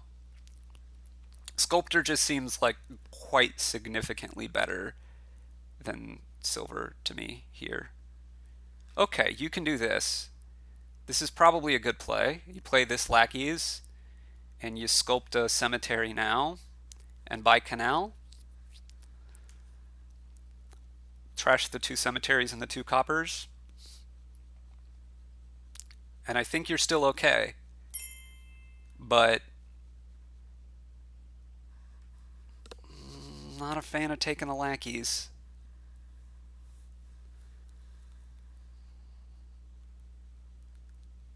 I mean, this is probably still okay-ish, but I feel like this is several small mistakes kind of adding in on each other. I don't know. I guess I'm not totally sure that I can prove that they're mistakes, whatever, but I like I liked the trashing line several turns ago. I like taking the sculptor over that silver a turn or two ago. I liked trashing and taking canal there. Um,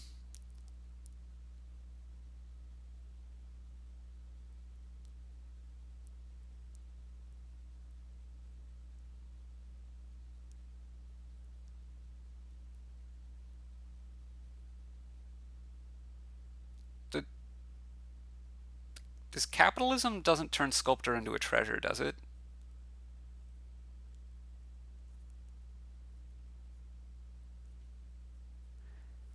But there's canal sculptor scepter autopiles the scepters. Academy does it. There's a few things that can do it. How was what autopile? J-Nails. You sculpt a scepter and then you play the scepter to play the sculptor again to sculpt another scepter. It piles scepters with a canal in play with a canal bot.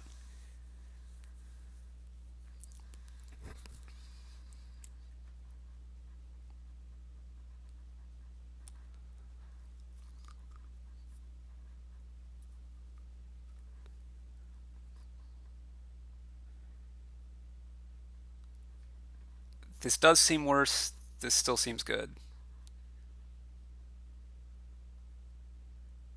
I think I would just buy Colony here. Yeah.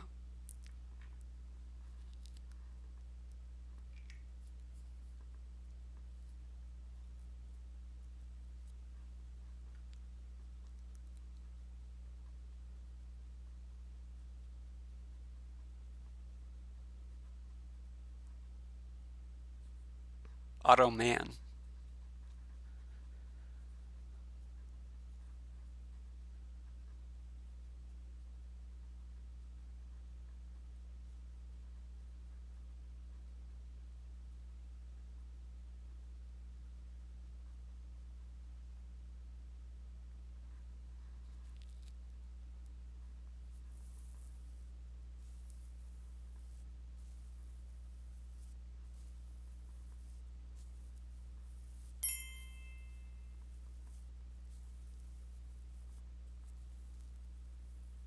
But a sculptor ahead.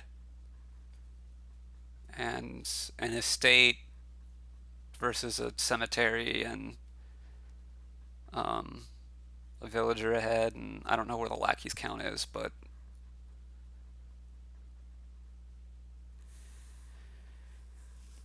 surprisingly close it would be if language word order wrong I wasn't using and canal bot was piles emptying.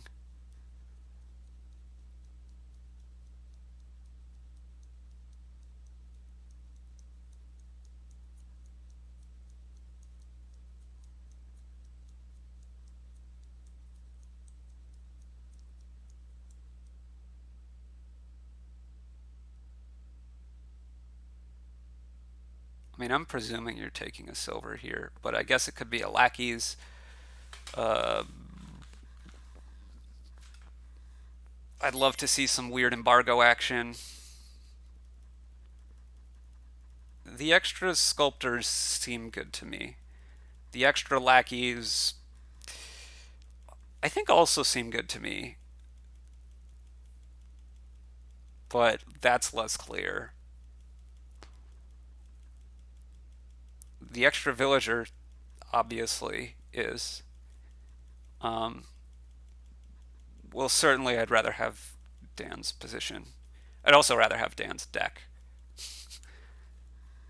Like, I don't think all the advantages of the extra sculptor or lackeys or whatever is enough to offset the advantage of the platinum.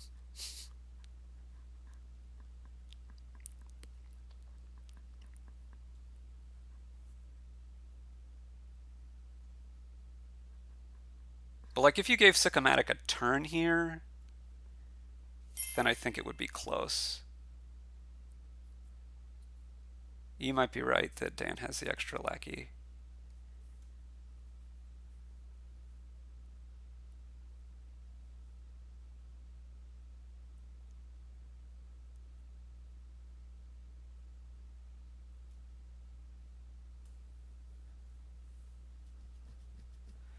What is this last card in Sicomatic's deck?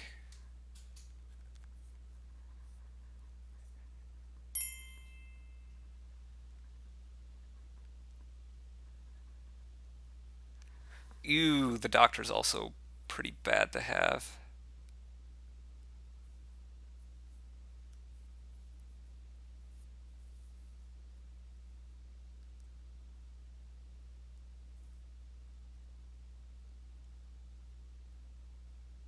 What I want to do here is draw the doctor, trash the estate, and a cemetery with a sculptor gain, but then I feel like I'm just so far behind.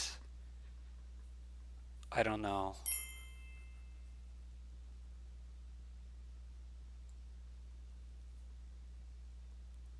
Islands seem slow and village and more terminal than I want them to be, but maybe.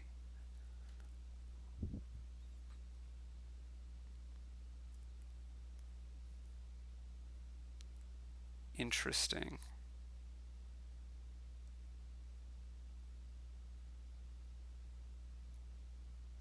I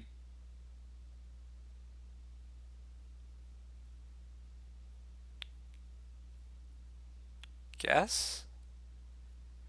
I'm not quite sure. This hand. I guess you buy canal with this hand.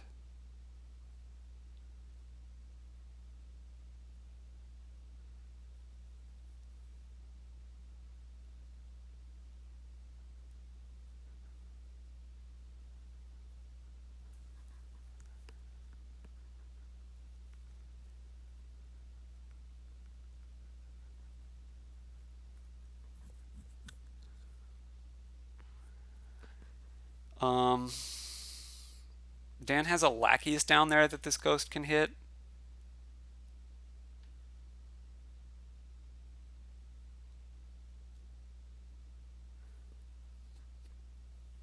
I'm kind of thinking about sculpting for a sem.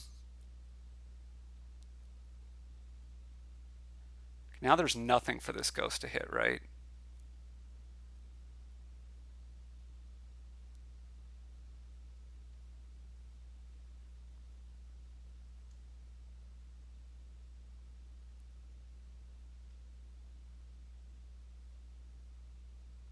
Okay, I'm wrong. Swell.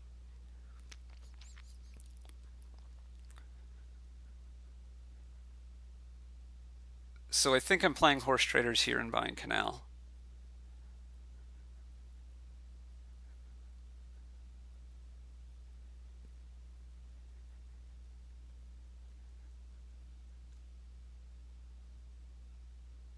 And now I want to gain a silver and stop and just buy a colony if I'm Dan.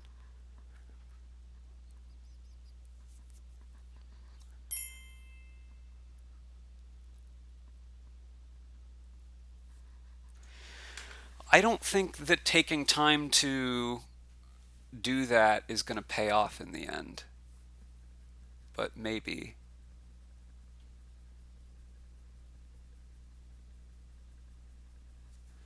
I mean, it's also negative villager compared to gaining the silver. If I just gain a silver here, I'm up to 3 villagers, and then I buy a colony, and there's only 3 colonies left.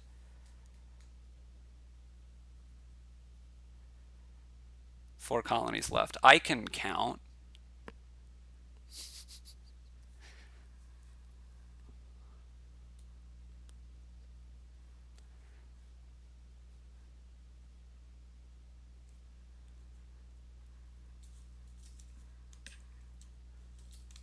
I'm not that worried about running out of villagers in a way that's relevant. Like I could see them running out before the game is over, but I don't think it's gonna like kill me, basically.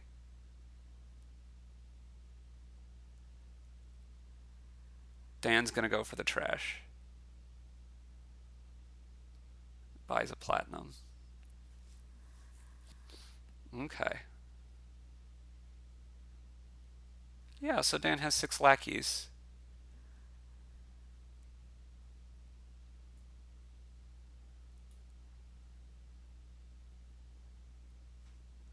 Like you could have gone colony there and then this turn sculpt a cemetery and trash 3 lackeys. And that seemed better to me. I don't know.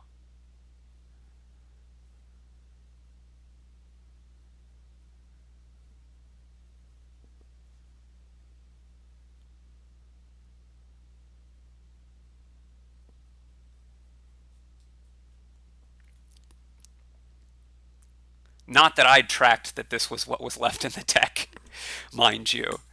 But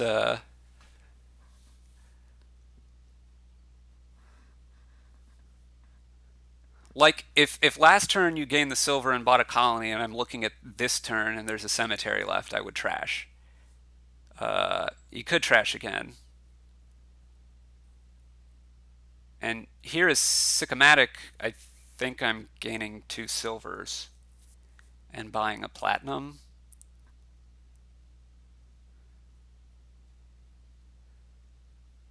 And not playing the ghost because you don't want to ghost.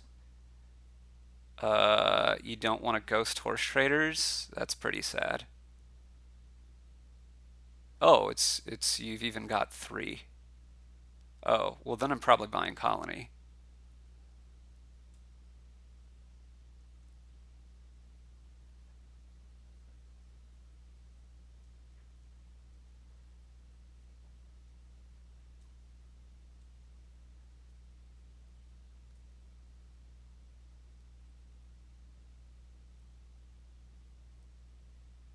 Although you could maybe ghost the horse traders. Oh, there's even a lackeys there. Swell. I feel like Dan has really misplayed this game. And I could see Sicomatic winning now. I could very well see Sicomatic winning now.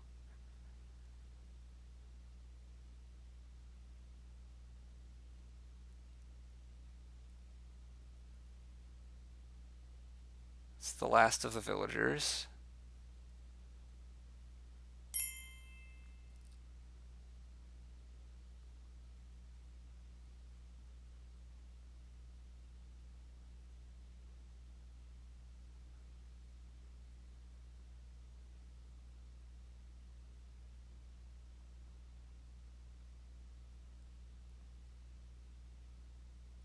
Um,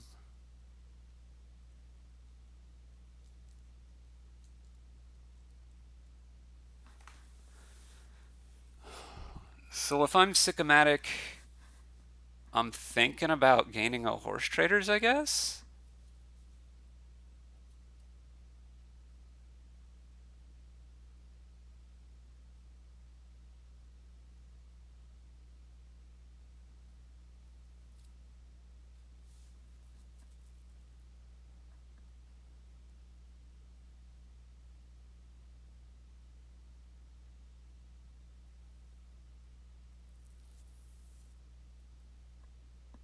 You can't, you only have one buy, Malo. That's why I'm thinking about taking the horse traders.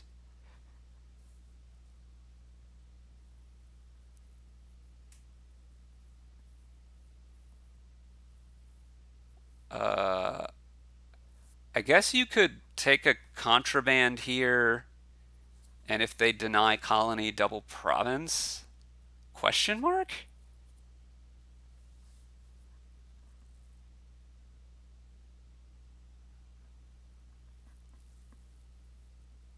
But I don't know about that.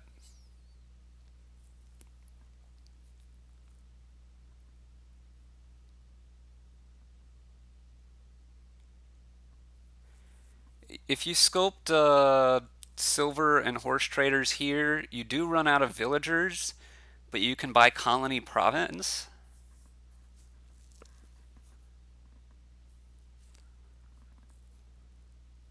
Your remaining cards are colony, estate, sculptor, horse traders,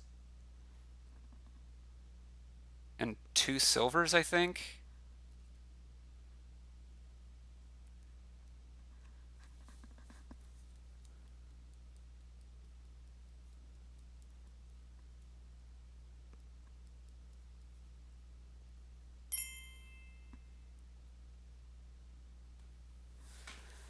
The thing I don't love about the horse traders line is it does use all the villagers.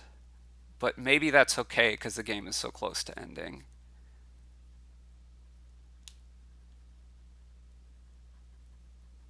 The contraband line is the other big line that I'd be thinking about. And assuming that they deny you colony, you can then go double province. And you have a couple, you have two uh, villagers left. And I think the game going long is favorable to Sicomatic at this point.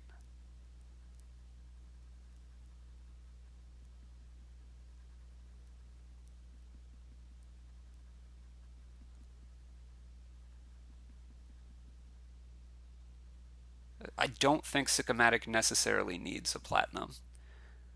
Okay, I miscounted and it's a lackey's, not another silver.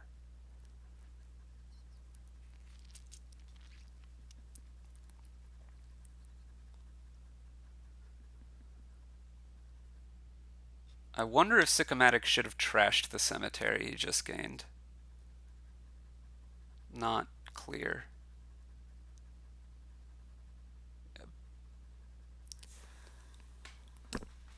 Um,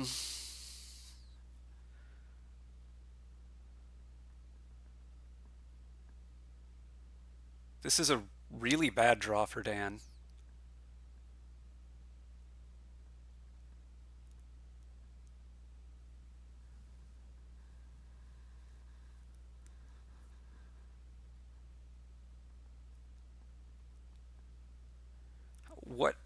the actions that Dan has left are in the deck are one sculptor and a whole bunch of lackeys, and the money Dan has left in the deck is like a couple silvers. I think Dan is just likely to lose kind of regardless at this point.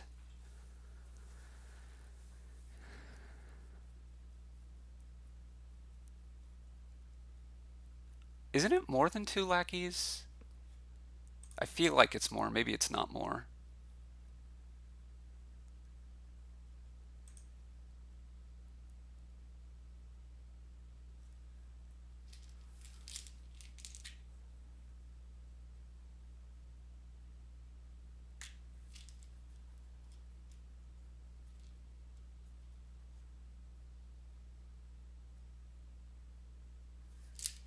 Well, if you're Sicomatic, you gotta. I,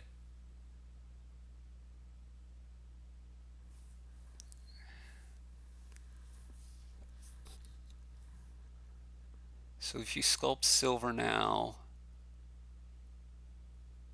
and then horse traders, that's 7, which is only province. You could try sculpting contraband now, hoping that they deny you. You could try to draw. Yeah, you could sculpt silver and then play the lackeys and hope that, well, that's never going to draw enough, right?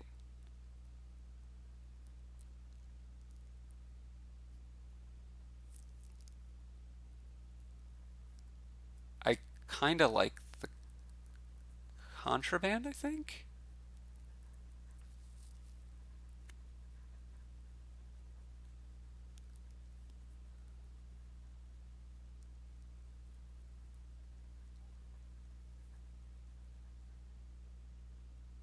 You just gain 2 silvers here if you're Dan, right?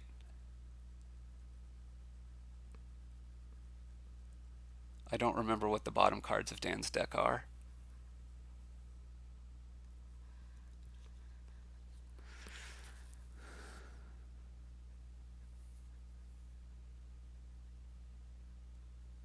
Okay, this is only 10. I mean, you're going to draw here.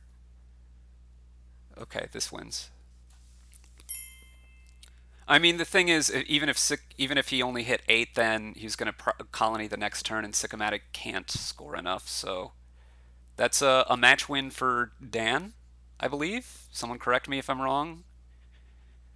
Um, yeah, I think it's very interesting, even in a game like that.